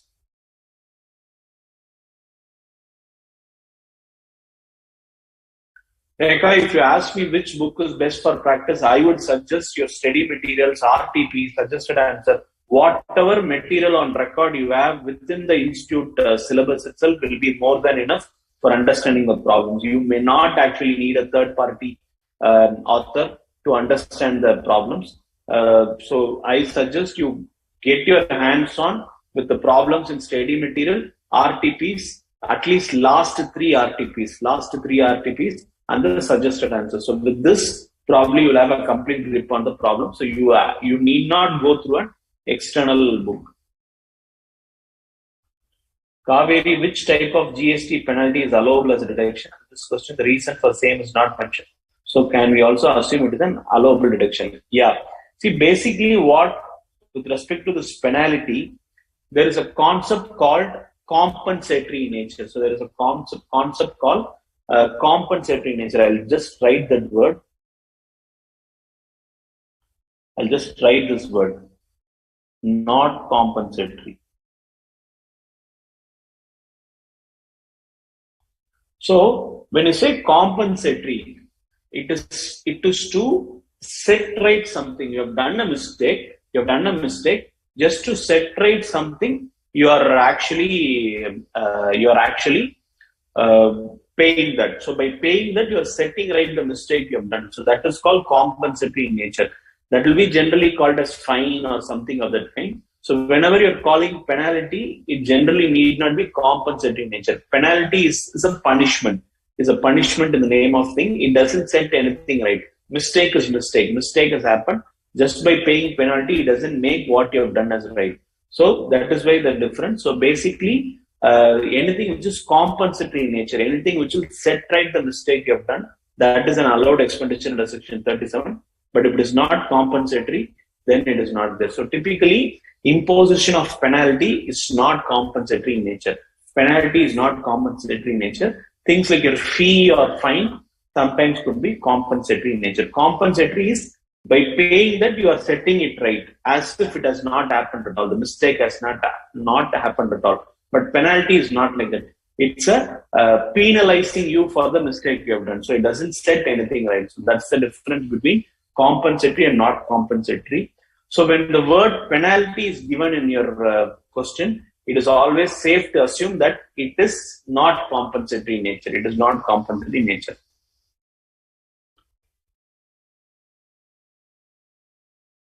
Mancha, yeah.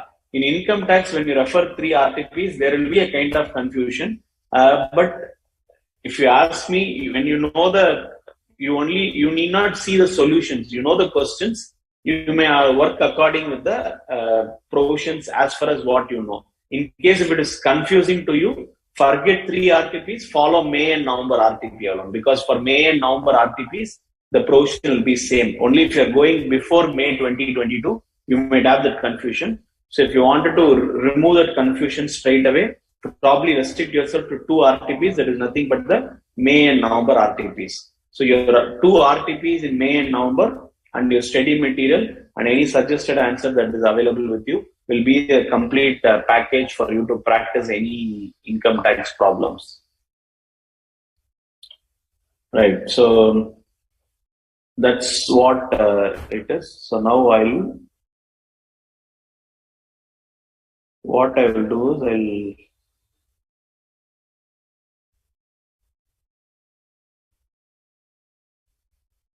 just give me a second. I'll open. So with that, I've actually completed the salary problems. That is PGBP problems. So now we'll probably have work out some problems in salary. So we'll see that and then we'll continue. So basically, salaries problem, we'll see few problems to understand how this works out. So with that, whatever I've completed is PGBP. So to just give a heads up on PGBP with whatever we have already covered, I will just tell you, repeat it, the key important sections, the key sections alone. So as I told you, we saw section 30, which is rent, repair and maintenance, insurance for building, correct? 31, same thing, that is rates and taxes, repairs, insurance for plant and machinery. Okay, so that is 31. 32 is depreciation plus additional depreciation, correct? And then 35 is scientific research. I'll write the important sections alone. Let me not write everything. So after this, I would say the important section will be 36, which is other deductions. What do you mean by other deductions? Your PF, bonus, security transaction tax, commodity transaction tax, your family planning, all this, right? All this comes under 36. Then you have 37, general deduction. So those are about deductions. Then you have 40A.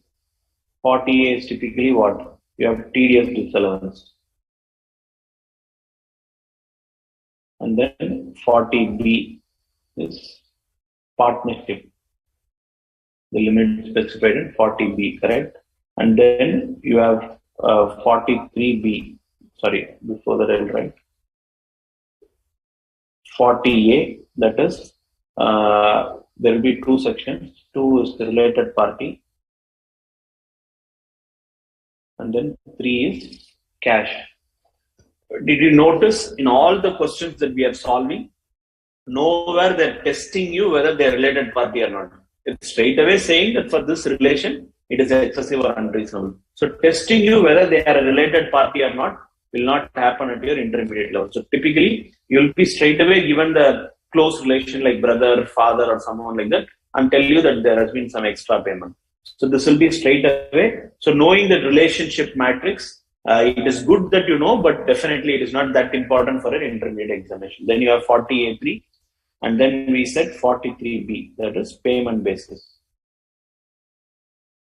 So this is all what is important, correct? This is all what is important for an intermediate exam. So these sections which I'm talking about from 30 to 43B. So this is what will be primarily tested at an intermediate level.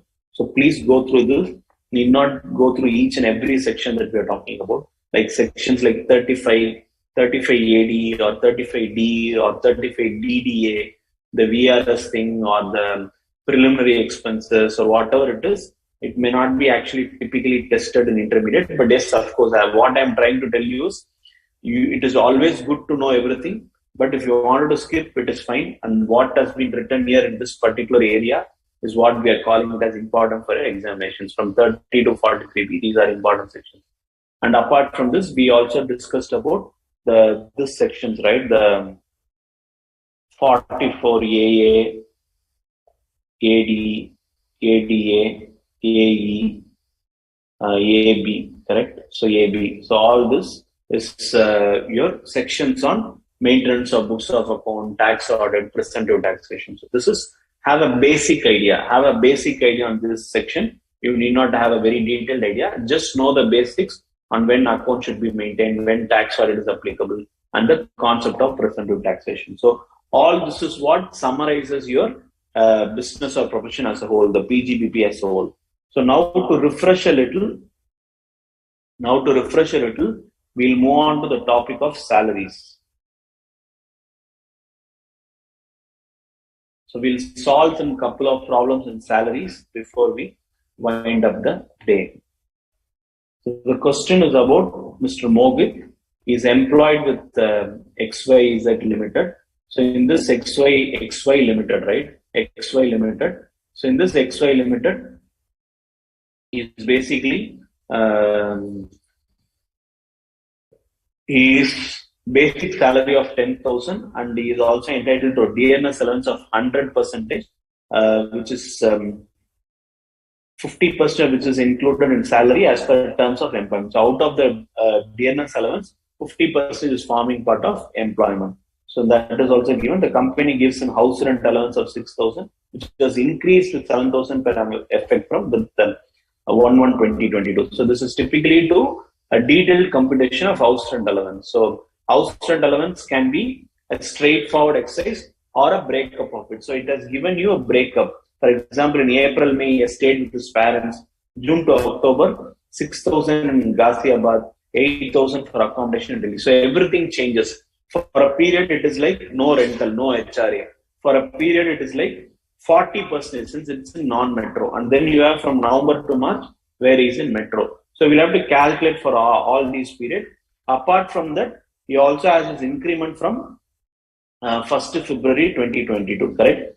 1st February 2022. So he also has a correction in the salary. So all this is what has to be computed. So this is how it has to be done. So what we have to do is we'll have to compute for all these periods. For all this period, whatever is relevant. It could be, for example, let's say April, May is stayed in Paris. So you can do one working for April to May, and June to October is one working, and then from November is another working. Since he also has changes in rental also in the period. So the company gives him house rent allowance 6,000. It has increased from 7,000 from January. So for January, the house rent allowance goes to 7,000. And then salary increment of 1,000 from February. So you will have to compute in each different format. So what we are saying is in exercise 1, just this exercise 1, I will not do it in detail. because it's only about HRA, so let's not waste time on one particular section alone, on HRA alone. So typically what needs to be done is, we say that April, May, correct? April, May is one period because he has been staying as self-occupied. That is, he has no house rent allowance, so he doesn't pay any rental. So when he doesn't pay any rental, what happens? Automatically, the nil will be the lowest. HRA is least of the following, right? Whatever is your actual HRA received, rent paid minus 10% of basic salary plus dearness allowance, forming part of retirement, and then your 40% or 50% depending upon the location. Now, if your actual rent paid is zero, automatically that will be the least of the things. So it becomes nil. So that will be the first thing, that is April and May. And then we are talking about the period from June till October. From June till October, he is living in one particular situation. So June to October, and then November. From November, there is a next thing, next 8,000 per month in Delhi, where the metro, since it's a metro, the 50% of basic salary plus the dearness allowance forming part of retirement benefit will be there. So, but this is November to March.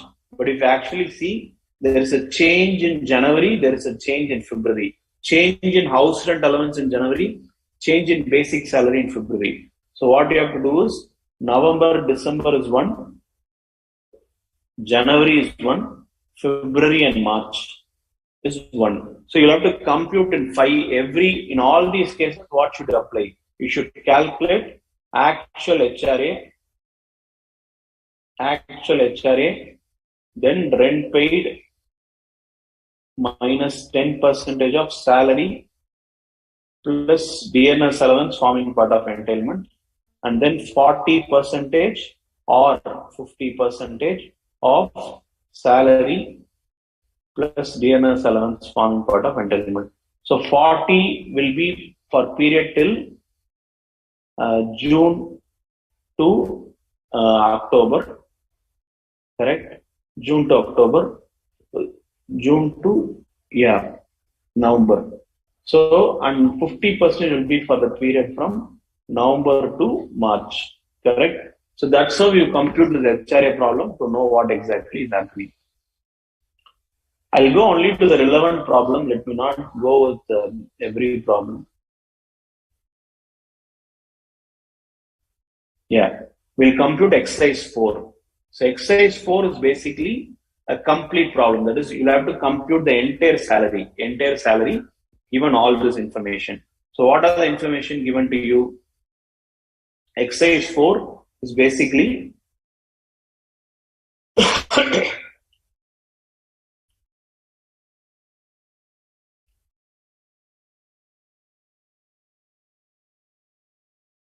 exercise 4. What do you compute? Compute what? We'll go through the question. Mr. Balaji is basically employed as a production manager in Beta Limited. Now in this Beta Limited, what is happening is furnishes us the following information. So in this following information, what is he saying? Basic salary up to October is 50,000. From November is 60,000. Salary is due and paid on the last day of every month. So which means every month end he is receiving. So 12 months salary. Dearness allowance is 40% of basic salary. Bonus equal to 1 month salary paid in October 2021 on basic dearness allowance applicable for that month. So whatever is applicable in October will be paid as bonus. Contribution to employer is 16%. How is it relevant? 16% is relevant because only 12 is allowed. Professional tax paid is 2,500, out of which 2,000 was paid by the employer. So now we need to see what will be the treatment if it is paid by the employer, what will be the treatment if it is paid by the employee. Facility of laptop and computer provided to Balaji for both official and personal use. Cost of laptop is given, were acquired by the company. So they have given laptop and so we spoke about use of asset as perquisite, whether usage of laptop or computer is a perquisite or not. So that's what we'll have to see. Motor car owned by the employer. Car is owned by the employer. So it's a it's automatically a perquisite for specified employee from 1/11/2021. So it is only provided from November 2021. The total expense has become 45,000. The motor car was self-driven. Why do you think this is important? Because we need to see whether chauffeur is there or not. In some cases, if chauffeur is there, you'll have to add another 900 per month. If it is self-driven, of course, there is no chauffeur. Leave travel concession is given for 3 children. Leave travel concession is basically allowed only for couple of children, but we are going to see what happens. So that's the problem about. Okay. So we are going to compute taxable income, compute salary of Mr. Balaji for assessment year 2022-23. So as we generally do, we do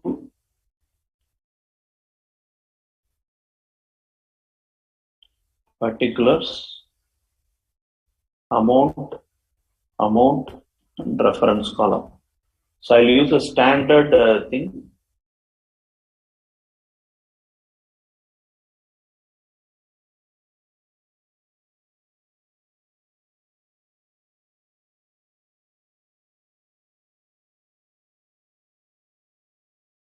Okay.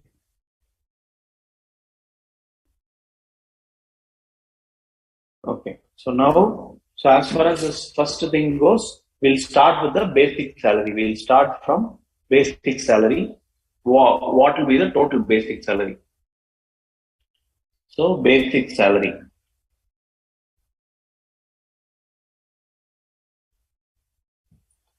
So we'll have to write till October, that is April, May, June, July, August, September, October, that is 7 months. It is 50,000 into 7. Then plus 60,000 into 5, correct? 60,000 into 5. So it is 3,50,000 plus 3 lakh. So it will be 6,50,000. Then dearness allowance.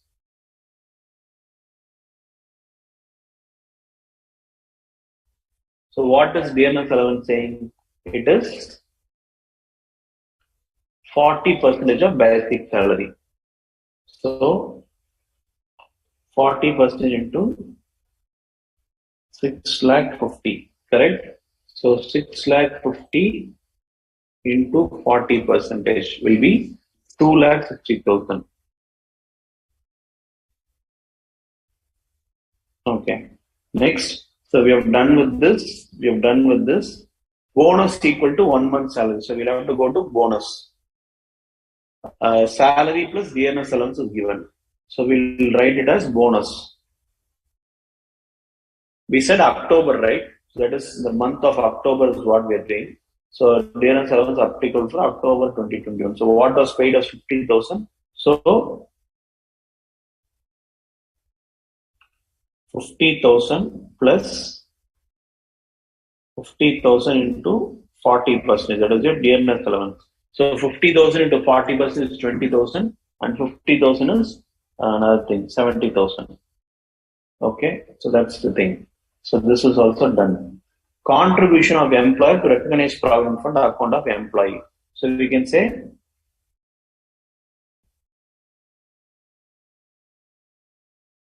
recognize provident fund. So we said 16% is what they've given. So 16 minus 12 is not allowed. On what? On the, as far as this provident fund goes, it says whatever is being paid. That is, the question says contribution recognized from 16% of basic salary allowed. Now, but 12% is actually allowed on basic salary plus dearness allowance, forming part of retirement benefit. But the question, if you actually see,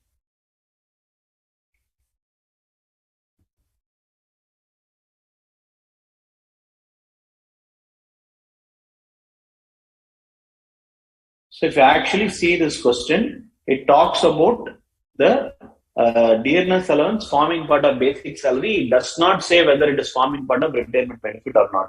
So what you can actually do is, you can actually assume that it was not part of retirement benefit. So what do? You take only on this 6,50,000. You must write that as note. You must say that it is assumed that dearness following. So you can write 1 year also. You can say it is assumed that the dearness allowance, 40% of basic salary, does not form part of retirement. It is assumed. It is assumed. So you can assume however you want. So this 4% of 6,50,000. So that is 26,000. Okay, next, recognized provident fund. So we have done this also.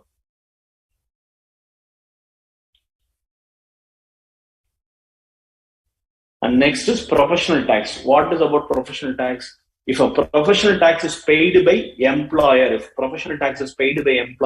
it must be added to salary and then claimed as deduction. Added to salary and then claimed as deduction. But if it is paid by employee, it should not be included, straight away deducted only.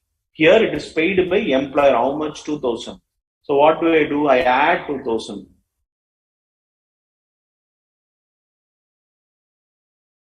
Professional tax by employer. So this is 2,000. Okay, next. So this is done. Facility of laptop. We'll have to write it and say, we'll have to only write a note. Why? Because use of asset. If it is laptop or computer, it is not a perquisite. For everything else only, you have a mechanism. So if it is laptop or computer, it is not a perquisite. So you say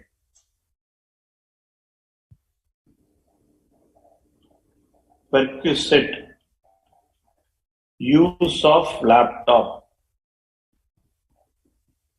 Write a note saying that it is not a perquisite because use of laptop or computer is not a perquisite at all, irrespective of what use it is. It could be official, it could be personal, it is not laptop. Next, it is not perquisite.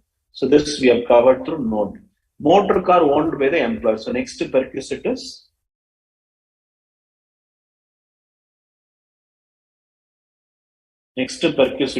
motor car. So for motor car also you can write a note because you'll have to say that no driver is given and all those things. So what does it say? Motor car owned by the employer, cubic capacity exceeds 1.6 liter, correct? So straight away you'll have to go. Now if it is owned by the employer and also spent by the employer, what happens? It is 1,800 per month if it is less than 1.6 liter cc. If it is more than 1.6 liter, it becomes 2,400. So now the 2,400, whatever it is happening, 2,400 into this number of months, whatever months we are talking about. So when is it given? It's been given in November. So November, December, January, February, March. So 5 months. So 5 months into 2,400 into 5. So it will be 12,000, right? 10,000 plus 2,000. Okay, so we have done covered also. Leave travel concession. So next is leave travel concession.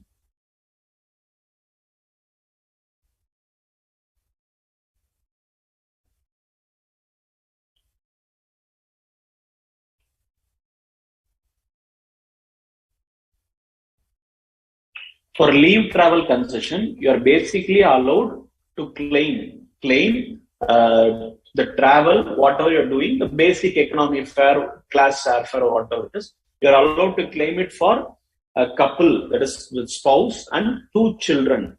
And we studied this saying that if the second children is a twin,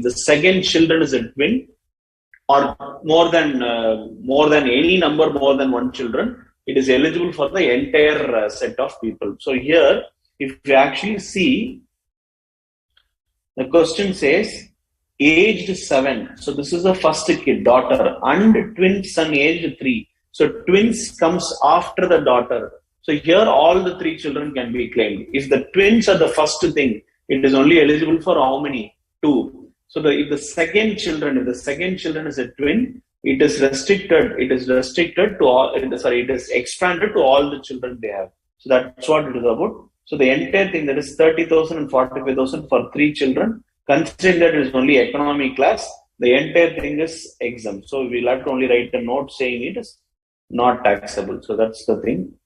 And then after leave travel concessions, it's a note.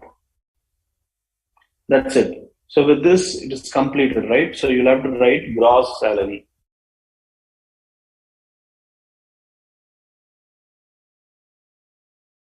Less standard deduction under section 16(1), professional tax under section 16(3). This will be 1A. So 16(3), professional tax under section 16(3).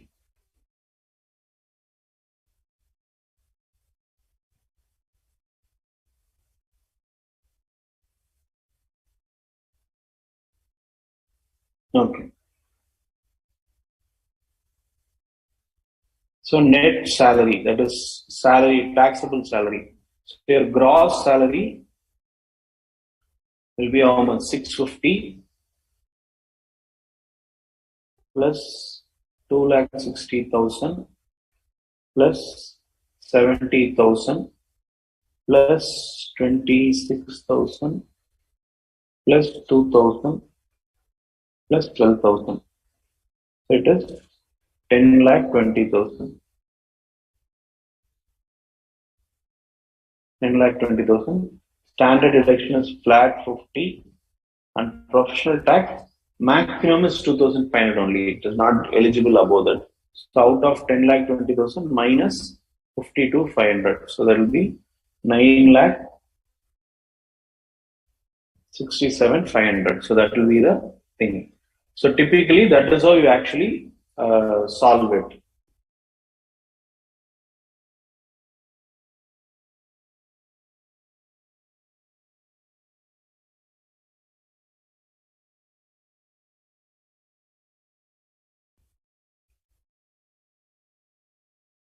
So hope we are all clear in this question. Mansha, yeah, professional tax paid by employer is first added to salary as per perquisite and then deductible. You are right. Why it is allowed to be deducted? See, typically the point here is professional tax is allowed as a deduction up to 2,500. But if you see here, if you actually see here, let's say it was only 2,500. What if it has been 3,500? 2,000 paid by employer, 1,500 paid by employee. What happens? Your deduction is still 2,500 only. So to just make sure you're only deducting 2,500, you are actually deducting it separately. And if it is contributed by employer, it is nothing but your income. It is nothing but your income. That is why it is addable. So these are two separate exercises.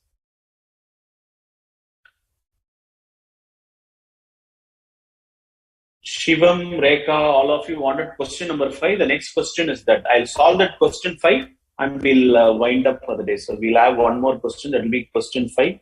The very reason why I wanted to take question 5 is what you have specified only, because there is a range specified in salary. We need to understand how that works.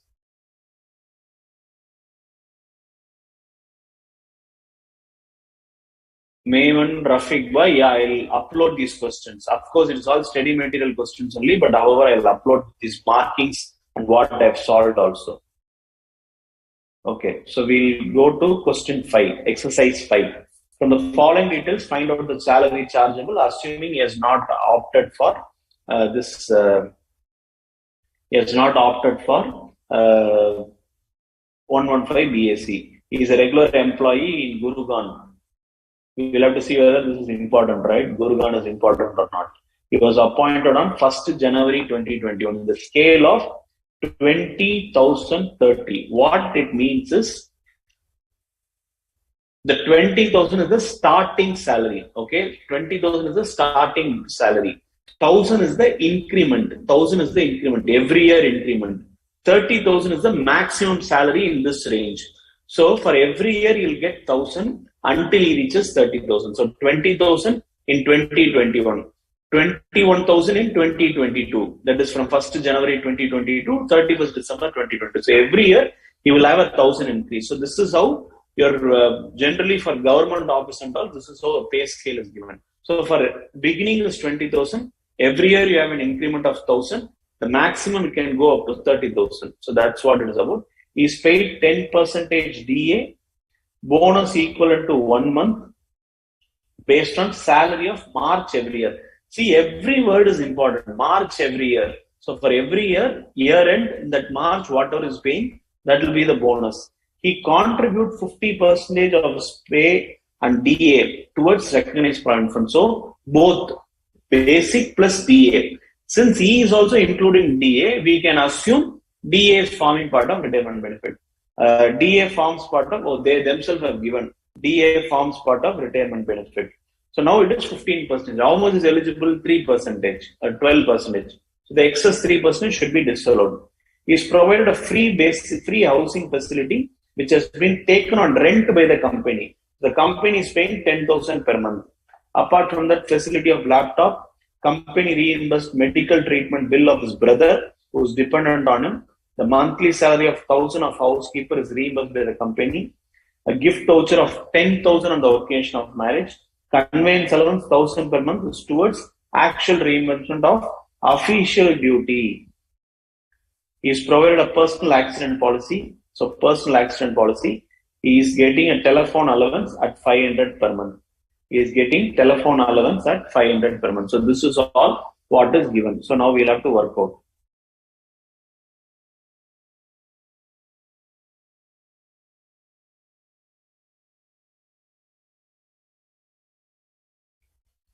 So what is the thing? It is computation of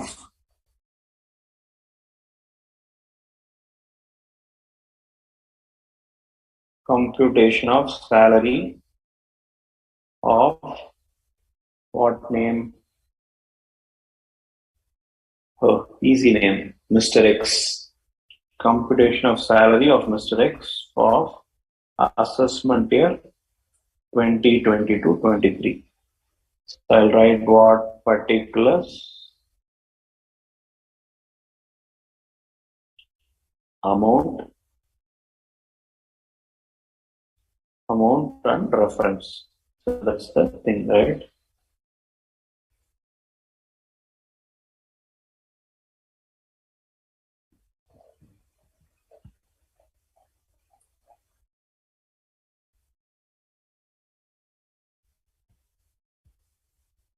So we'll start with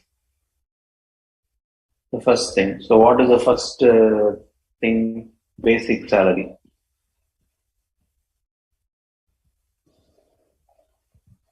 So in this basic salary, we are talking about month what? We are talking about April 2021 to March 2022. Now, if salary revises every year in January.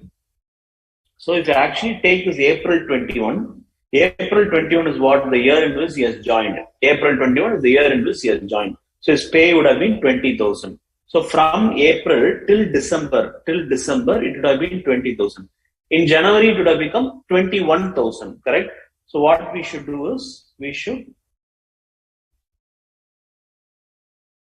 20,000 into 9 months, that is April to December, plus 21,000. 21,000 into 3, that is January, February, March. So 20,000 into 9 is 1,80,000.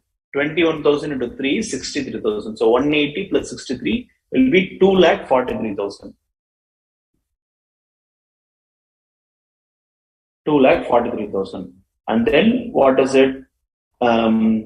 He paid 10% of DNS allowance. So DNS allowance is 10%.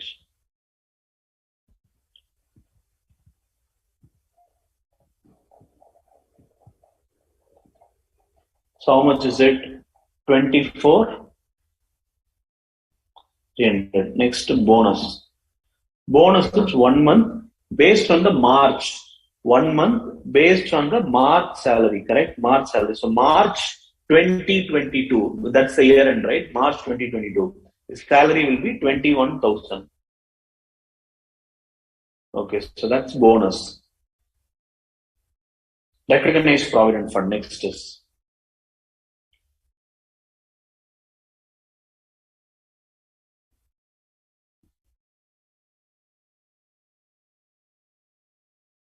So it is 3%. That is 15 minus 12% is 3% into on what?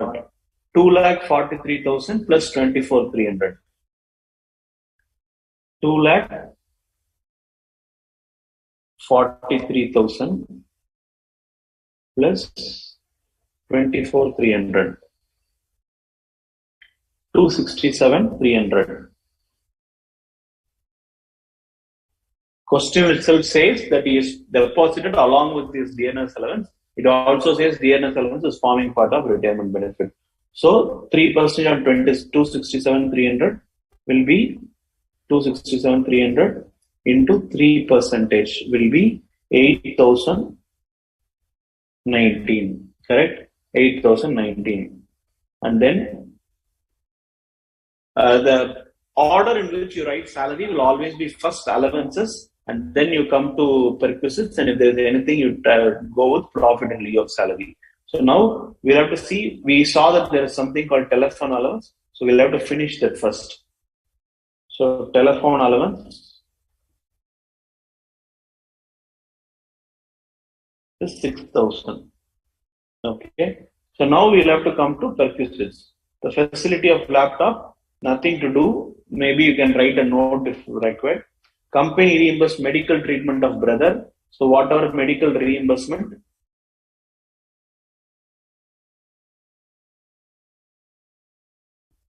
whatever is being reimbursed in medical reimbursement is taxable. Medical reimbursement is taxable, 25,000. And then monthly salary of 1,000 to housekeeper. Correct?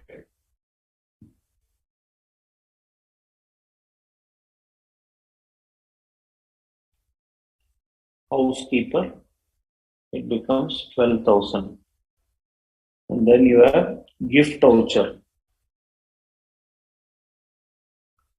Gift marriage. You have to write a note because it is exempt up to 5,000. If it is anything above 5,000, income tax is not pretty clear. Typically, a straightforward answer is the entire amount is taxable. You can also take a view saying that 5,000 is exempt, the balance 5,000 is taxable, but preferably the view can be the entire amount is taxable. So if you want, you can write that as a note. Conveyance allowance. Conveyance allowance on office duty is not a allowance at all. I'll write a note, it's nil. So typically this should come here. Whatever allowance we are talking should be written first. Personal accident policy, whatever medical insurance paid is not an perquisite or whatever it is, so it's not taxable. So that's all about. So one thing that we left out is housing facilities, provided a free housing facility on rent, right? So let's say housing accommodation, okay? So if the rent is provided by employer, which is on rent, it will be 15% of salary and then rent paid, whichever is lower, correct? So the rent paid is very clear, it is 10,000 per month. So it is 1,20,000. So 1,20,000 is the rent paid. So whatever is being paid is basically 20,000. Correct? So 1,20,000. What is 15% of salary? So for 15% of salary, we know that whatever it is for this rent-free accommodation, every allowances, every taxable allowances should be taken. So what happens is we'll have to take everything. So we'll take, I'll probably write it here, 2,43,000 plus 24,300 plus 21,000 plus 8,019 plus 6,000. So all this has to be considered. All this has to be considered. I'm sorry, this provident fund will not come. So all allowances that are taxable should be considered. So whatever it is, you are actually taking. So what will be the actual thing?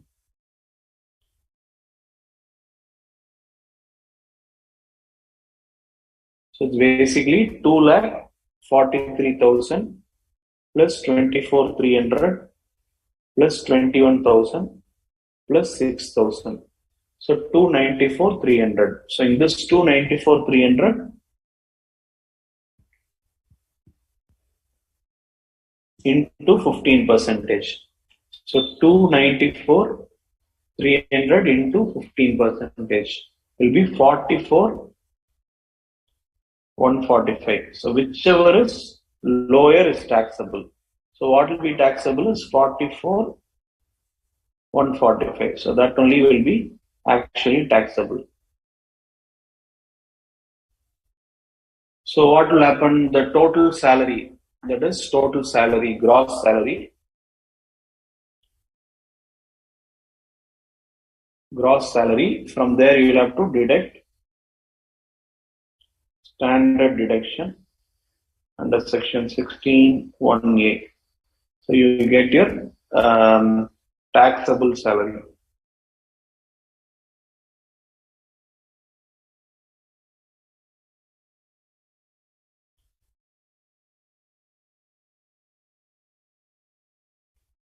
So now what will be the total amount?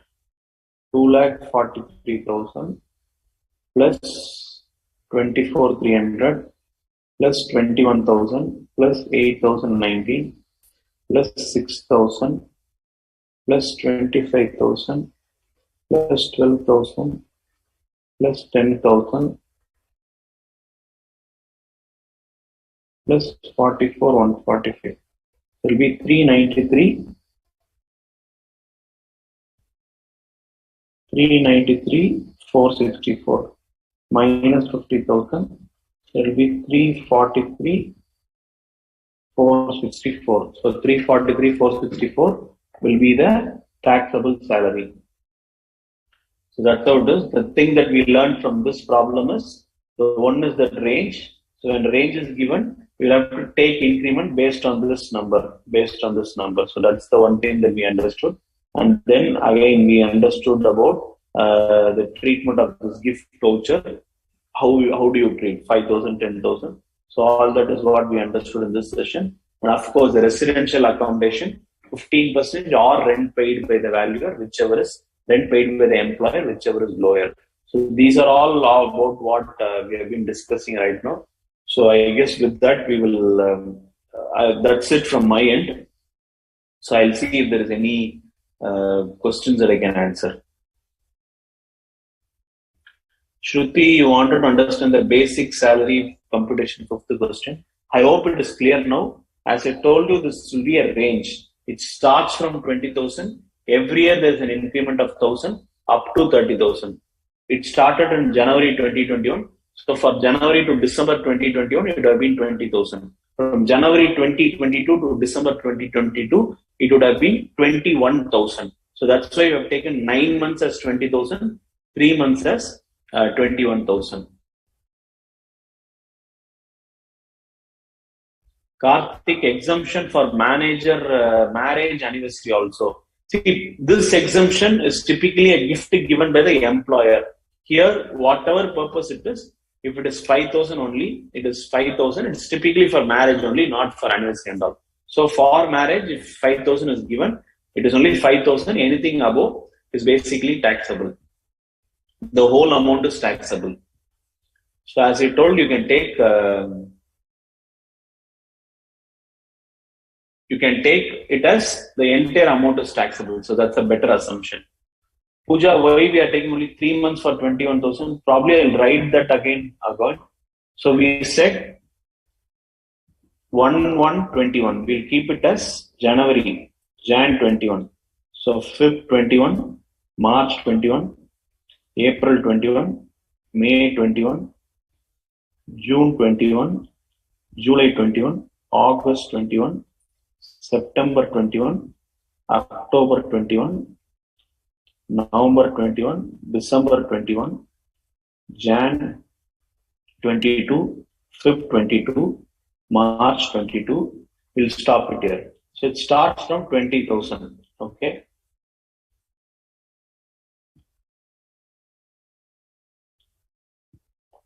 $20,000. January it becomes 21,000. So this into 3 is what we said as 3, and this into 9, that is this into 9 is what we called as 20,000. So that's why it is 20,000 into 9 and 21,000 into 3. Mansha, if employer contribution exceeds 7 lakh, 5 lakh, let's say contribute 8 lakh, in this case 50,000 is taxable and 70 as per percent, and interest. My question is, in this case, 3% will be taxed on the salary or not, and interest next will also be taxable. Am I right? Yes, you are right. So the 3% will be taxable under salary. Yes, it will be taxable, and interest on excess of 9.5% also will be taxable. Yes.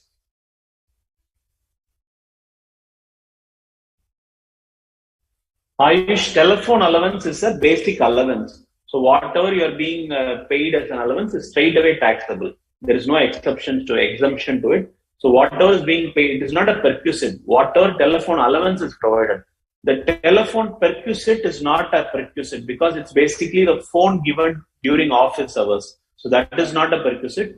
The telephone allowance, if the word allowance is there, it becomes taxable.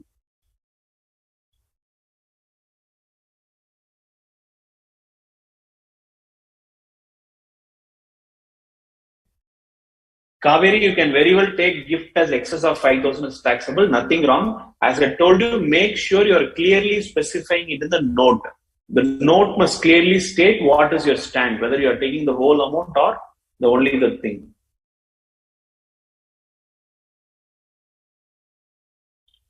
Conveyance allowance treatment, Somesh. If conveyance, according to conveyance allowance, if the allowance is exclusively for official duty or traveling from office to home, exclusively for official duty or traveling from office to home, it is not taxable allowance. So since here it says it is exclusively for official duty, conveyance allowance has not been considered as taxable.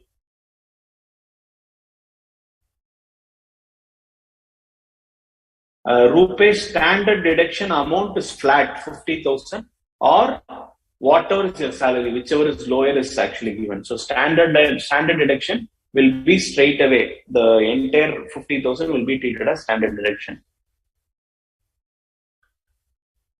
Rekha, probably I'll take few minutes for this. Wanted to understand my CA journey. See, I'm basically a person from Madurai, down south in Tamil Nadu.